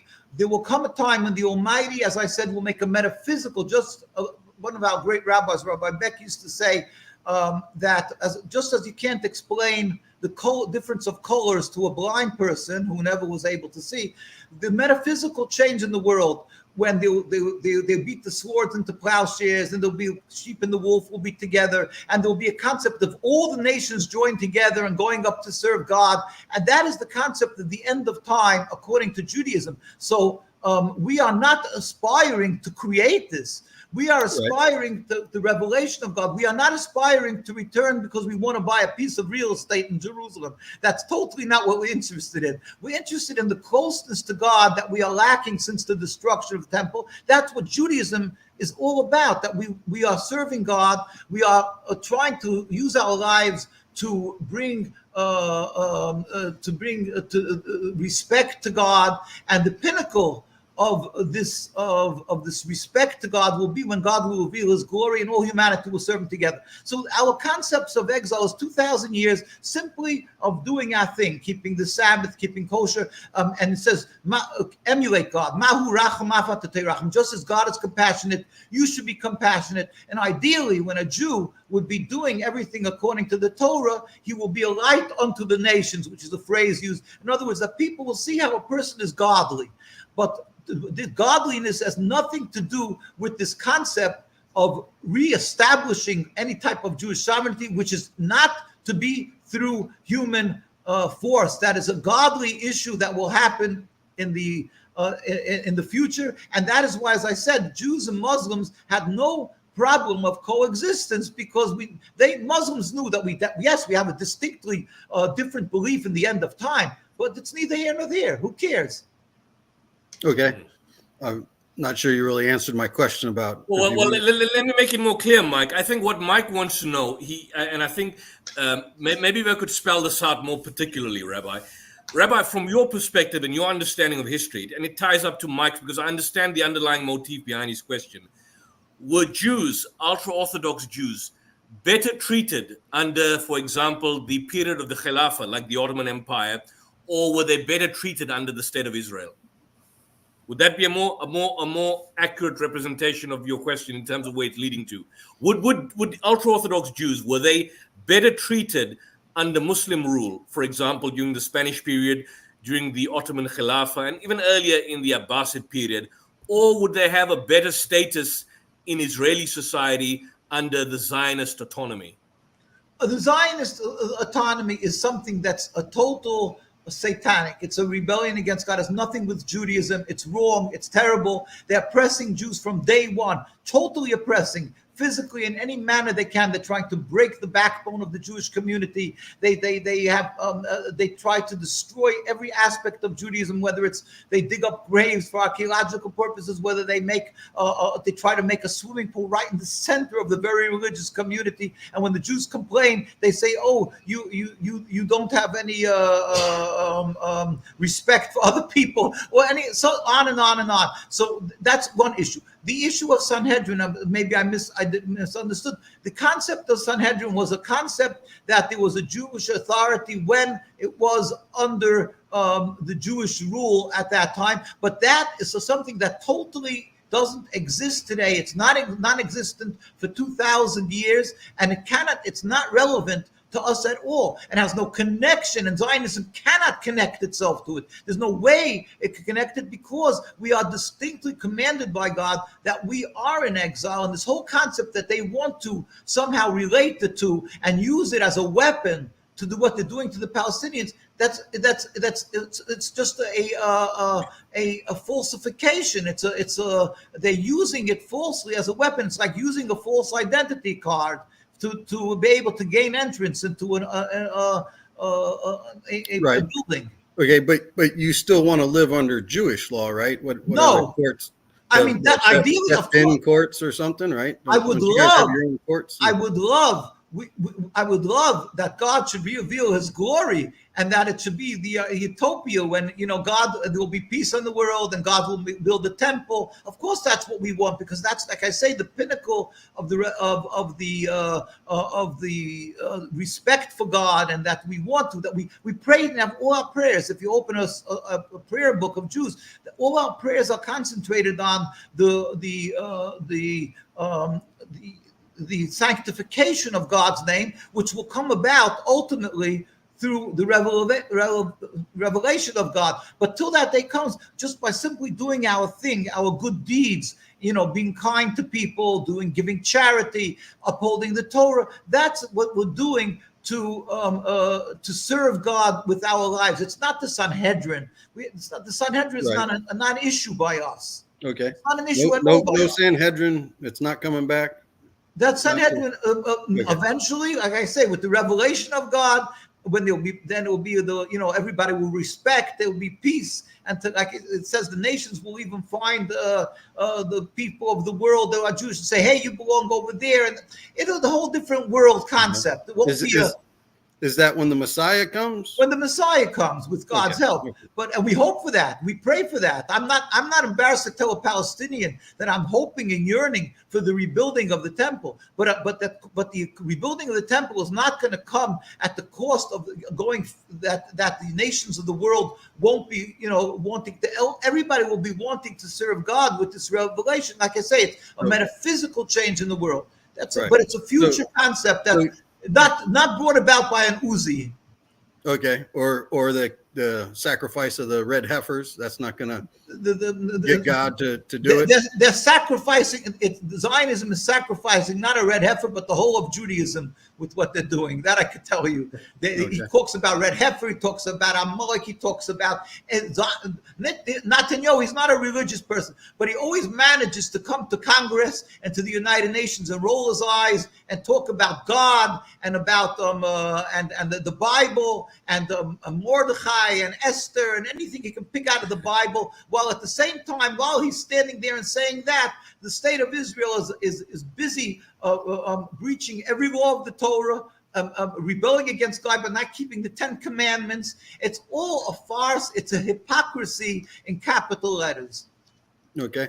Well, I don't know how much time you got, but speaking of the Bible, does that clear your answer, Mike? Is there anything else you want to raise? Are you satisfied with the response? Real quick, seeing how he's in New York. Sure, that's great. I want to ask him about. I don't know if there's a book came out, Unchained, about Orthodox Jewish women who can't. It's called the Get, I guess. Can't get a divorce. Get the Get. Well, there's Jewish law of how a person, which is a technical concept of getting a get. By the way, that's just another point, very interesting point that you bring it up. A get is something that a divorce. Get means a divorce, simply. Right. A Jewish woman gets married, is required to get a Jewish divorce. If not, she's legally bound to her husband. And if she marries somebody else without a get, then the children from the second marriage will be considered bastards. She'll be living in sin with the second husband. There's requirements for that get. So there's a whole there's a whole system about how it works and how they're supposed to get. By the Zionists, by the way, when they made their rabbinate, so they only took Orthodox people, rabbis, but again, rotten apples, like I say. But they didn't take reform, even though the majority of the ones who are supporting the state of Israel are reform, are not religious. And the reform are totally upset. They say, why aren't you taking their rabbis? The answer, because if their rabbis performs a get, a divorce, the woman will still remain married because it's technically garbage, what their thing. So you can see the hypocrisy. Here they consider reform a movement that's legitimate. At the same time, in their system, they didn't take it in because they knew it would implode. The whole system wouldn't work. They're full of hypocrisy and falsehood. I just wanted to bring that up. As we mentioned, always I like to bring up, they're full of the hypocrisy. Right now, under the pressure of reform, they're starting to take in, because there's such pressure from the reform, some rabbis, I don't know how they're going to technically work themselves out of their knot that they're in. But anyway, but now, I didn't read that book Unchanged, but Unchained. Actually, I think it's chained. I shouldn't have said Unchained. I think it's chained. Whatever the issue is, there is technical ways. It has to be done properly. If not, she's not divorced. Whether it's uncomfortable or comfortable, that is the fact. But it's it's an issue how it's done. No, it's a general rule. A person eventually gives a get that they may have certain stipulations and this and that. So it's a complicated issue, but it's nothing to do. It's just Judaism. The summary. I didn't read the book either, but the summary I've read on it was pretty much they made it sound like the husband is the ultimate arbiter. That if he doesn't say yes, I'll divorce you, she's chained to him. That's why it's called chained. That if the husband doesn't say I agree to the divorce, you don't get a divorce. But in the general, in the facts are there are many. I mean, not thank God that many goes, but it goes through the system works very well in Judaism, and that when there's occasion that there is problems, occasion. But usually, on the general rule is that the husband will not, the community will the person is never living in a vacuum. He lives in a Jewish community, and nobody wants to see a woman that he's not living with his wife and she can't. They don't get divorced for tens of years. Nobody's going to stand by. He won't find a place in the Jewish community if he does that. But it occasionally happens, and it's just one of the issues. Mike, I just want to ask, because the rabbi has been with us for some time. Is anything specifically that may be troubling you about the state of Israel itself, as to why we consider it illegitimate, or any question which you may want to convince you that Israel is indeed a genocidal apartheid state? You could ask the rabbi, and he'll probably address you. I'm not really a supporter of Israel. I don't really care if Israel exists or not, to be quite honest with you. I think they were a good ally during the Cold War. Speaking about the collapse of the Soviet Union, they were our closest ally, obviously, before Turkey was in NATO and whatnot. And they have excellent intelligence services, and I think we used them to our advantage to some degree. I think they're now using us to their advantage, but I'm not in any sort of position to dictate world politics. By the way, you asked me about, you mentioned about the USSR and whatever. Like I say, God causes things to happen, and through I'm not detracting anyway from our president or anything like that, and I'm just saying that at that time USSR was, I know from Jewish people that they weren't able to practice their religion. Sure. Many were killed, many were sent to Siberia. At the end of the day, after it's collapsed, and now today it's freedom of religion. I just was talking about, like I say, ultimately everything's from God. Anyway, it's almost, I have to prepare for my Sabbath, which is turning Sabbath, and I urge every Jew to keep Sabbath, and then God should help with His compassion. Rabbi, before you leave, just one last advice as your last parting words to the South African and the United Kingdom audience, and probably the American viewers out there. What should we as a society do about Israel? My country is taking Israel to the International Court of Justice. Do you call, as an Orthodox rabbi, for the disbandment of the state of Israel as it exists, and indeed a uniform creation of a single state where both Palestinians and Jews can live side by side? With the help of the Almighty, it's not what I call for. Judaism calls for the total end of the Zionist state of Israel. God should help. It should be speedy and peaceful. A total end, a removal of this rebellion against God, the impediment to coexistence between Jews and Muslims, and that is the solution. It will happen. God will help. That should happen sooner nowadays. It's a totally evil and entity. There's no other words for it. And I always carry around this key I show. I got this in Baja Barajna in the refugee camp in Lebanon, and to show that our hearts are with the people of Palestine. They should get back their homes, their rights. A free Palestine, God should help. We are crying and hurting. The Jews are so frustrated and humiliated around the world when we are witnessing what is happening, and it's being done in our name. And when somebody speaks up, they are accused of being anti-Semitic. It's an insult to our religion. It's an insult to the to my grandparents that were killed in Auschwitz, that they died because they were Jews. And now to take people when they are standing up to an evil that's committing a crime, and then to accuse these people that are standing up for righteousness to say they're anti-Semitic, that's watering down the whole issue of anti-Semitism. And it's like I say, it's the whole issue is an insult to human common sense. The world, we plead with the world leaders, respect the Jewish leaders around the world who are true to our religion, that's been practicing this without a gap, without for hundreds and hundreds of years, for thousands of years. And just like you would respect when you ask a Christian about a Christian religion, you would respect Christianity, their leaders. Respect us. Respect the people of Palestine. Respect the Muslims. Respect the world when we are pleading for the lives, the lives, the breath for of the children and the people of Palestine. God should help that. God should put in a new spirit into the leaders of the world, that they should do what's right, and let's have a free Palestine. I want to thank you for that, Rabbi. With those words, we bid you peace. We certainly support you. We pray for your safety and security, certainly the threats you get. And your voice is a powerful voice for the voiceless out there. And certainly this platform and the South African Debate Initiative YouTube channel and other platforms will certainly give a voice and an audience to voices like yours, and we commend you for your strength and your wisdom and your ability to speak out against injustice and evil, certainly from your perspective in the name of Judaism. So we bid you well. Shalom alaikum, assalamu alaikum, and fi amanillah.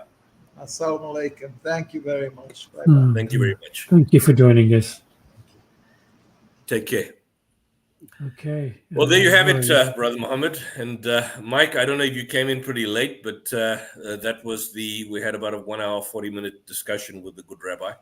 And I think it basically, he plays against all the stereotypes out there, because, the general position is that Jews are pro-Israeli and Orthodox Jews are pro-Israeli. And he basically goes against the conventional stereotypes, as you can see. Brother Muhammad, anything from you? There's nothing much you've said in the stream so far. No, I've just been listening. I've been learning. Like certainly I said, myself as well. Just a quick reminder. Brother Yusuf has got his channel called the South African Debate Initiative. Please check it out on YouTube. Let's get his subscribers up. Let's get more views on his channel. It's been quiet for a while, but inshallah, hopefully it'll pick up. Also, tomorrow we've got an excellent show coming up tomorrow, an open challenge. Is Jesus God? Our teacher Aladdin will be calling out to these 4 individuals, as you can see on the screen, or anybody else who's willing to come on and challenge Brother Aladdin on this topic, is Jesus God? That'll be 5 p.m. tomorrow. So guys, look out for that. It's going to be excellent. And like I said, don't forget to like and subscribe to all YouTube channels, myself, my Rumble channel, and of course, Brother Yusuf's channel. Over to you, Brother Yusuf. I think I just wanted to remind everybody about what's coming up. And so, I'm done. Yeah, thanks. And thanks, Mike, for coming in. I think you may have viewed the word character as an insult. It wasn't said in a... Sorry. I think that there's usage of terminologies in the South African context which may be viewed differently in the United Kingdom and certainly in the States. Sure. Or in Arabic. Right? It may be viewed pejoratively, but I meant in the... Kafir has a whole different meaning, right? Well, definitely. Even in the South African context as well, it has a different meaning. It was appropriated by the apartheid regime. And, it's a criminal offense to call someone in the anglicized form kafir, which was used against black people in South Africa by the whites and the apartheid government and so on. But I hope you've enjoyed the stream, and I think. Quick, can I ask you one question, Yusuf? Yeah, sure, indeed. So last time you said you wanted one man, one vote. So are you pro-democracy? Because I've been seeing a lot of YouTubers, Muslims. Obviously, I don't want to stereotype you all, but they seem very anti-democracy. They say it's a terrible system. As a matter of fact, Daniel Hikiju, the Muslim skeptic, I don't know if you watch him, told people don't vote. Yeah, Mike, you know what it is on this channel? I don't like to get other people's names mentioned here because that's their opinion. And, I don't want any strife between any channels or any personalities. So best thing to do is ask them that question. As for the question regarding you posed to Brother Yusuf, and I'll let Brother Yusuf answer that, I think the example he was saying that if you let the vote happen, the Palestinians will outvote the Israeli population. That's what Brother Yusuf was trying to say. Yeah. So Brother Yusuf, feel free to add yeah, to indeed. that. I think, the in an ideal situation, I mean, that would be an ideal situation. The Israelis, what I was trying to point out was that Israel described itself again and again as the rabbi, in fact, called it a satanic state, by the way. Strangely enough, Norman Finkelstein also described, and Norman is by no means religious as a Jew from that perspective. But I think what the point being made is that Israel boasts, and the United States and your president also boasts, and your Secretary of State Blinken, and this character Admiral John Kirby, and Kamala Harris, and you had, I think, one of your former, I forget her name, she was in Israel with Netanyahu, boldly makes a statement that Israel is the only democratic state in the Middle East. And so the point I was making, that for it to be a true democracy in the conventional understanding of democracy coming from Democritus, and there's a whole background pertaining to that, for it to be a true democracy, you can only make that claim if everybody has the right to vote, if everybody has, for example, the right to decide as to who, for example, is or should be the leaders. Now, if you have one section of Israel, which is Gaza, which is occupied territory, where the Gazans don't have the right to vote or choose, and you've got the West Bank, where the Palestinians who live side by side with the Israeli settlers are under administrative detention. There's different schools, there's different roads that they have to take on. Jews and Palestinians can't walk on the same road. Even the schools are not the same, and they have no right to make the vote. It's obviously an exclusivist state. It's not a state that can claim to be a democracy.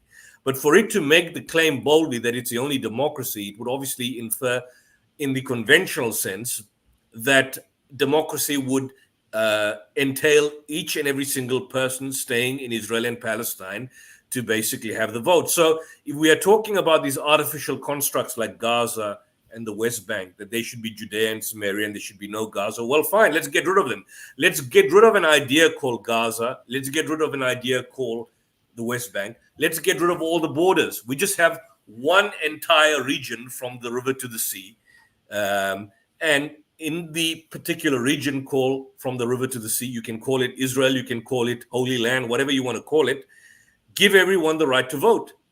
And Israel will not do that. And the reason they will not do that is that it will basically go against the ethnocentric nature of this Jewish supremacist state. So that's the whole point I was making. In regards to the idea of democracy, look, I'm not against, from an Islamic point of view, there are certain Islamic terms and frameworks. For example, things like shura. Shura is mutual consultation, or ijma is consensus of the body politic of Muslims in terms of decision making and so on. So one could make the argument that in a kind of in a reductionist sense, that Islam in itself is entrenched in what we would call, in inverted commas, democratic ideals. But the problem that I see, which you are now raising, where you find many Muslims having an issue to democracy, it's when democracy becomes an ideology. When democracy becomes an ideology, and when secularism essentially becomes the pinnacle of decision making, to the extent that in itself it becomes a religion of some sort, then it essentially becomes a problem. So I think it's reducing the concept of democracy to an ideology, which many Muslims find problematic.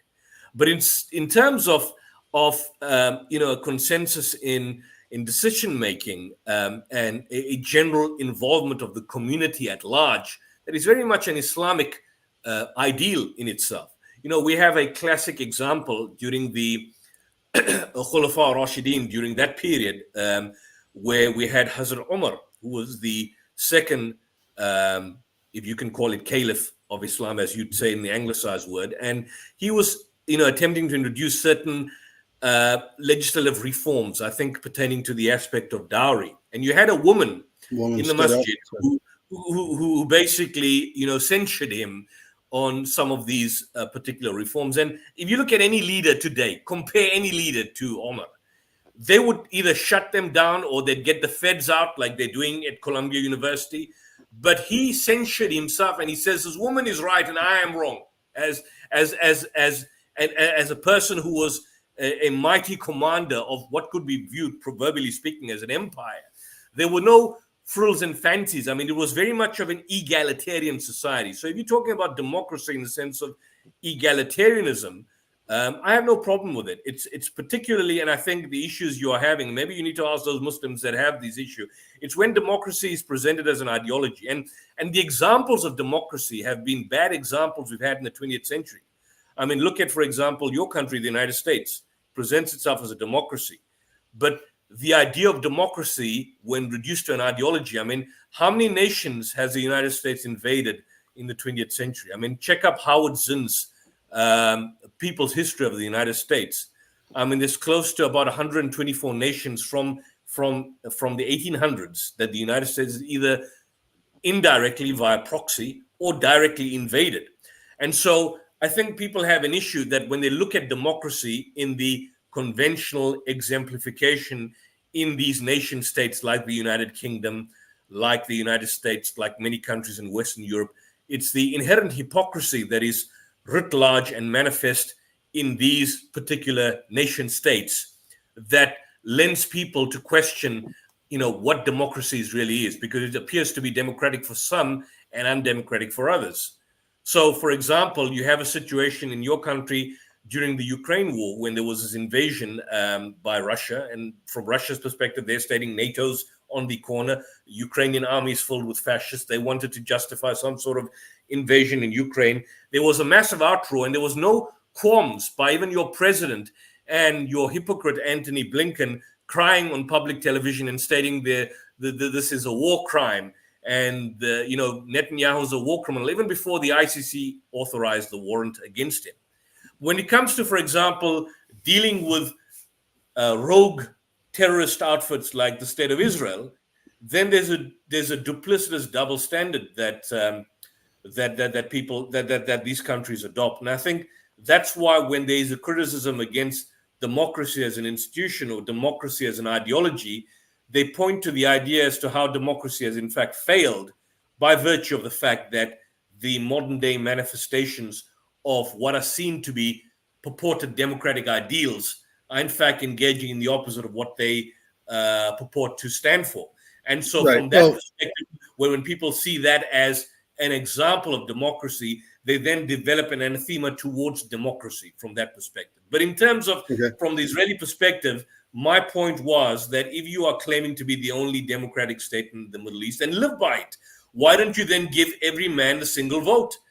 Every man has one vote, and you probably could have right now we have a situation in South Africa for the first time. I don't know if you've been following it today for 30 years. Out.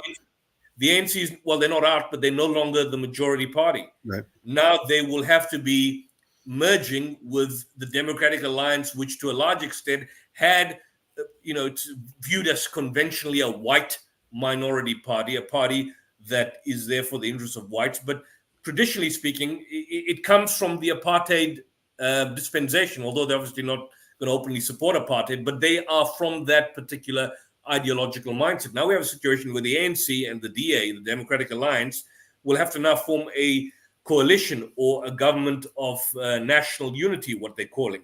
But I'm saying that from the Israeli perspective, you can't continue making the claim that this is the only democratic state in the Middle East if nobody has a vote, if just a certain small segment of society has a vote.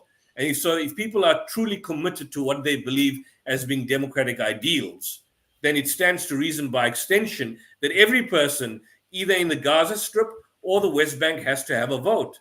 You know, you constantly find this refrain that Gaza has been could have been a Singapore if Hamas was not using monies or to build tunnels and so on and so forth. The reality of the situation is that Israel controlled the land, they controlled the electromagnetic sphere, they controlled the water, they controlled what got in, what got out, they controlled the calorie intake that every single citizen, they did a calculation. This is how many calories of food that you can have. They control the water supply. I mean, that's not a nation state, it's not a country. So even from the Hamas perspective, as many people are seeing it, it's not a question of, for example, someone from the United States or someone from the United Kingdom coming from a sovereign territory and invading another sovereign territory.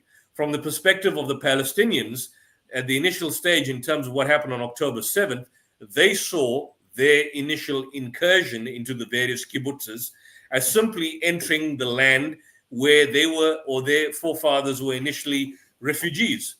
So this is the whole point I'm saying. That's another discussion entirely. But I mean, this is the whole point I was making when I pointed out the issue of one man, one vote. So it's not that I accept the idea of democracy. It's when democracy becomes an ideology. It's when secularism becomes an ideology. Then it becomes inherently problematic. So anything that is reductionist by its nature, even Islam for that matter, when Islam is, for example, Islam is a worldview. We believe it's a worldview, a global worldview, not even a religion. It's an incorrect term. The word deen is far more broader than the term religion. When Islam is reduced to an ideology, as some nation states have done it, some individuals, some groups have done it, then it becomes inherently problematic. So I'm saying anything that is reduced ideologically, democracy in terms of some of its ideals are good. When it becomes an ideology, it becomes problematic. So those Muslims that you believe speak out against democracy may be criticizing democracy as an ideology and not necessarily, so-called democratic ideals like, for example, every man having a single vote, one man, one vote, and so on. And that's not always the case. That's not always necessarily a success story, because you could have a situation where you have, in Nazi Germany. Well, sure, you have to have rules protecting the minority from the tyranny of the majority. By majority, right. And most of them were not aware of what happened in the death camps in Dachau and Auschwitz, but the vast majority of Germans supported the Nazis. Sure. They saw this as a kind of a nationalistic ideology. Are we going to say that all the Germans were evil?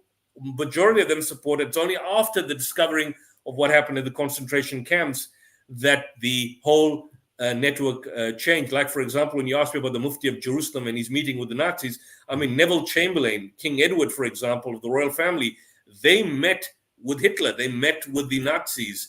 In fact, there was, in the 1936 Olympic Games when Jesse Owens won the I think the 100 meters.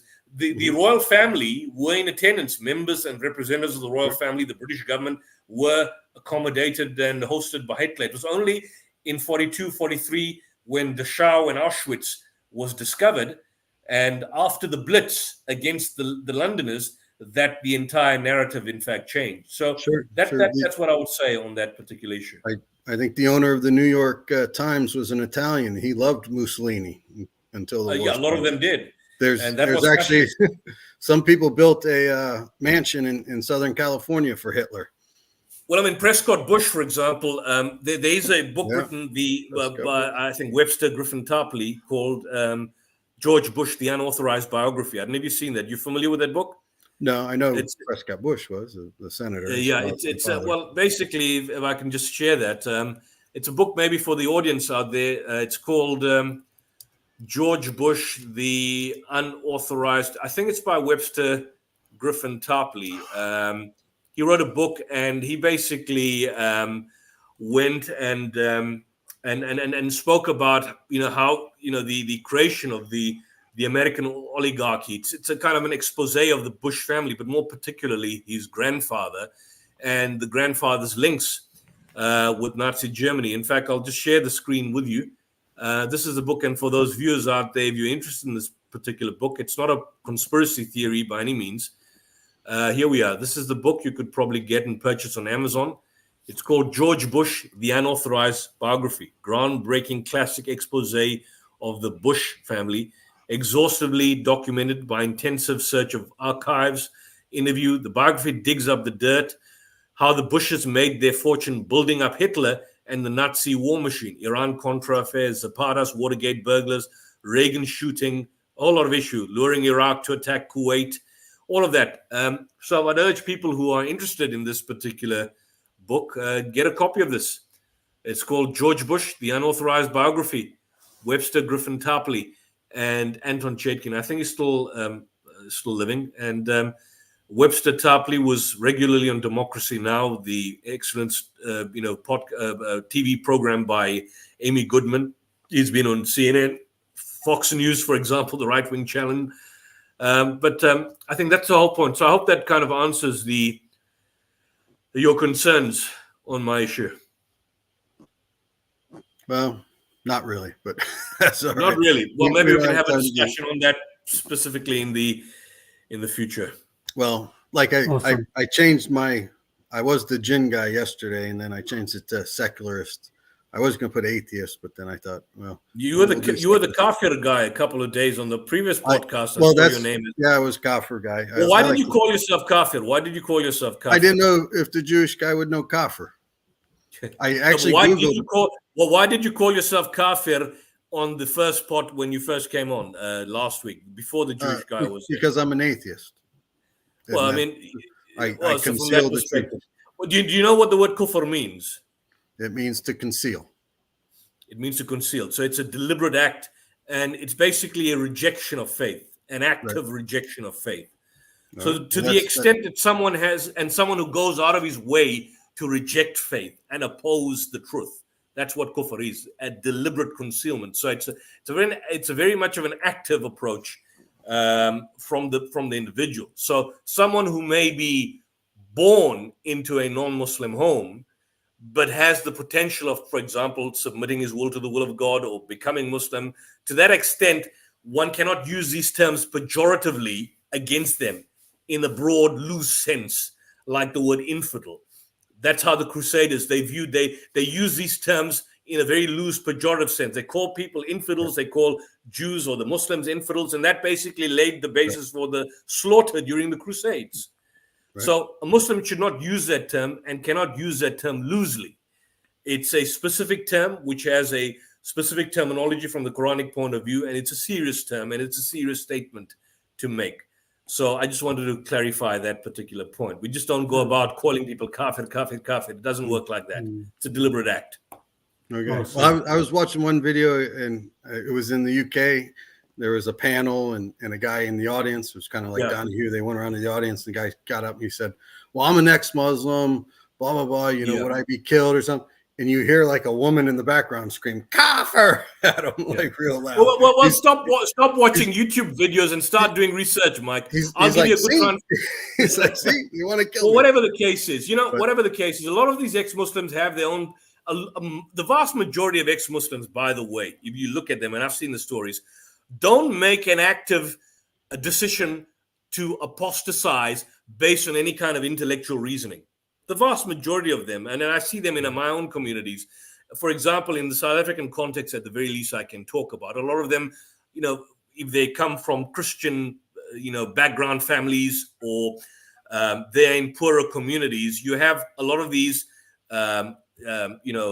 predatory missionaries out there and individuals with some sort of religious bent that exploit, for example, their socioeconomic circumstances. So there are various factors where an individual may become an ex-Muslim or no longer is a practicing Muslim. And in my personal interaction with people who are not Muslims, the vast majority of them seem to have had either an emotional background, emotional baggage, seem to come from compromised socioeconomic situation and so on. But there are very few, and I mean, you may have these individuals on YouTube or whatever the case that have, garnered massive audiences and make it a kind of a livelihood of theirs. But the vast majority of them don't change their faith or become non-Muslim or leave Islam because they've now come to an intellectual realization that Islam is false. Vast majority don't. It's a very small proportion that make that claim on public media, on online media, on YouTube platforms and forums and so on. And a lot of them make monetary gains. I mean, there's this guy, I think, I forget his name, some prophet guy. I don't know if you know him, Brother Mohammed. The apostate prophet? Yeah, prophet. I don't even know what his real name, Turkish character. He's a Turk. But, yeah, he's a Turk. But what he's with David Wood. And David Wood's a Christian evangelist. But now he goes with David Wood apparently to Israel. He went to him with Israel. And the next minute when he comes out, although he's not a practicing Christian, he's promoting the Bible, promoting Judaism, I mean, promoting Orthodox Zionism. I mean, so these guys are not sincere in their particular views. I mean, you know, you get very few people out there who are Richard Dawkins or Christopher Hitchens, very few. And I'll give them credit for the intellectual acumen, although there are certain limitations in their worldview. But you don't have Richard Dawkins and Christopher Hitchens on every corner that you turn, or people who just simply become atheists. Yeah, it's funny. I'd never heard of the new atheists until I was commenting on Muslim websites, and they're like, "Oh, you sound like Christopher Hitchens." I'm like, I don't even know who that is. Now I've watched him. He's hilarious. I love Hitch. Of course, God struck him down. I've never studied too much on atheism or the new atheist movement, but there are certainly individuals in the United Kingdom that do, and maybe you might want to get in touch with them.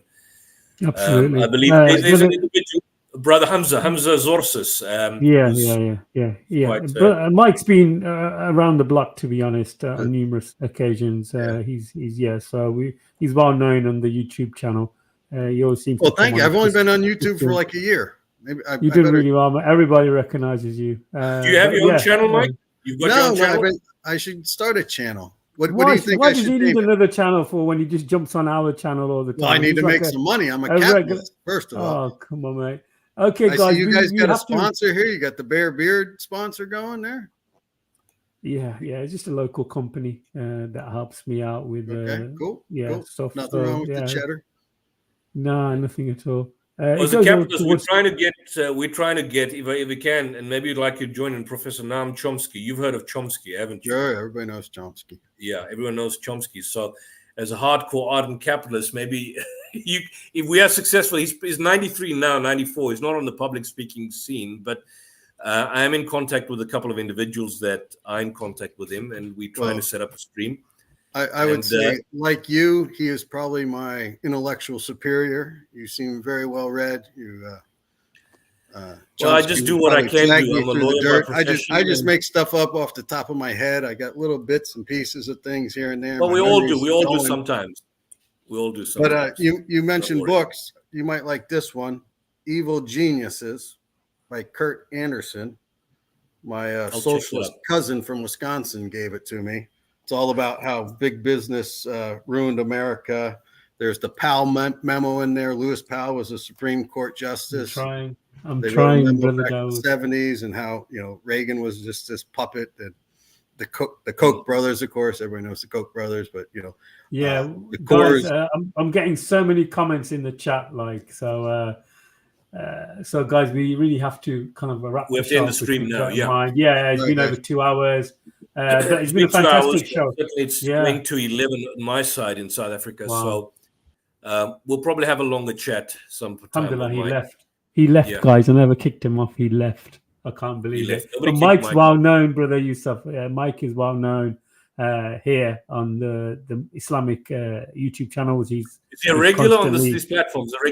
Yeah, of course. He gets kicked off of a lot of them because he just talks and waffles, and it doesn't seem to want to listen and learn. So, but we give him a chance, and of course, myself and yourself, we give him many chances. But sometimes people are kind of like watched him on another channel, and he does the same thing, and so forth. So it gets a bit, a no-brainer, just killing your brain cells. But Brother Yusuf, fantastic show. Really appreciate the work that you did behind the scenes of getting the Rabbi on. And inshallah, looking forward after Eid, inshallah, which will be next week, or actually this Sunday. It will be on Monday. Well, for some reason, Sunday should be the right day. But we have differences in South Africa. It's the same here in the UK, brother. Same here. Is it in the UK as well? Yeah, the Pakistani mosques, the cultural mosques, they're going to do their Eid on Monday, but majority of like 90% of everybody else will do it on Sunday. So it's the thing in South Africa. I mean, we've got there's new mosques coming up and the masjids coming up, but the traditionally we've been dominated by just two categories in the South African context: the Deobandi category or the Barelwi category. So both of them are from the Indo-Pakistani subcontinent, and they come with that baggage. Unfortunately, that baggage is then entered, and I mean, it was worse back in the 80s. As a young boy, a small boy, I remember there were in our communities Eid being celebrated or commemorated on two separate days in the same country, and I think that's a challenge. But like we said, we are at a time when we need to basically be sacrificing our own egos, and certainly commemorating what the Abrahamic sacrifice indeed really is. Absolutely. In fact, I think was something that I received some time back. Was it by my mom or somebody sent me a message? I can't remember that. Your Ismail should be your sacrifice. What is your sacrifice really? That you are basically your sacrifice of your ego, sacrifice of your nafs, all those factors, and certainly in the context of the Palestinian situation, that is something that we need to obviously look at and consider, and take into cognizance, and take into account that whilst many of us may be commemorating Eid with our families and certainly partaking after the Qurbani in the meals and the joyous times that you may have with families, there are people out there that don't have families. And I mean, look at the Palestinians. Their children, where mothers, fathers, brothers, sisters, everybody's gone. People are isolated. One family, individual lost child, 10-year-old, loses his mother, loses his father, loses his siblings, got no one to turn to. So those people are certainly in our prayers, in our du'as, in our supplications to Allah. And we certainly continuously call out the Israeli belligerency, the evil Israeli regime, and pray for the Palestinian resistance. We ask Allah to guide us in our trajectory in attempting to share the truth and expose all kinds of falsehood that we see around us and all false ideologies. And as we saw this evening, we had a rabbi coming out and speaking out and exposing the falsehood of Zionism and the evil of Zionism and the satanic nature of the Israeli state. And not surprisingly, not a single Zionist came on this platform and chose to engage him. So that's telling. Yeah, it is, isn't it? It is. And we did announce this stream like a couple of days before. And sometimes we actually, about 2 months ago, we actually put the rabbi's poster up saying that he'll be joining us soon. So to be honest, Brother Yusuf, I was expecting none of them to turn up. But nevertheless, it was a great show. We learned a lot, and that's the way to move forward. So thank you, Brother Yusuf, for sorting everything out. And inshallah ta'ala, just a quick reminder, Brother Yusuf does have his own YouTube channel. As you can see, the South African Debate Initiative. Please go to the channel, like, share, and subscribe. And then tomorrow, 5 p.m., this will be interesting. I'm hoping that any one of these particular individuals on the right-hand side turns up and challenges our teacher, Al-Adin. So that's tomorrow, 5 o'clock. So there's so much going on, so much being planned. So guys, stay tuned. Jazakumullah khair. Last words to you, Brother Yusuf, and then we'll close the show, inshallah. Yeah, indeed. I'll leave you with the final dua, Brother Muhammad. Okay, no worries. Brothers and sisters, thank you once again for joining us. I'd like to thank Allah subhanahu wa ta'ala for giving this opportunity to sit with each other and learn from each other. Subhanaka wa bihamdika ashhadu an la ilaha illa anta astaghfiruka wa atubu ilayk. Assalamu alaikum wa rahmatullah wa barakatuh. Wa alaikum assalam.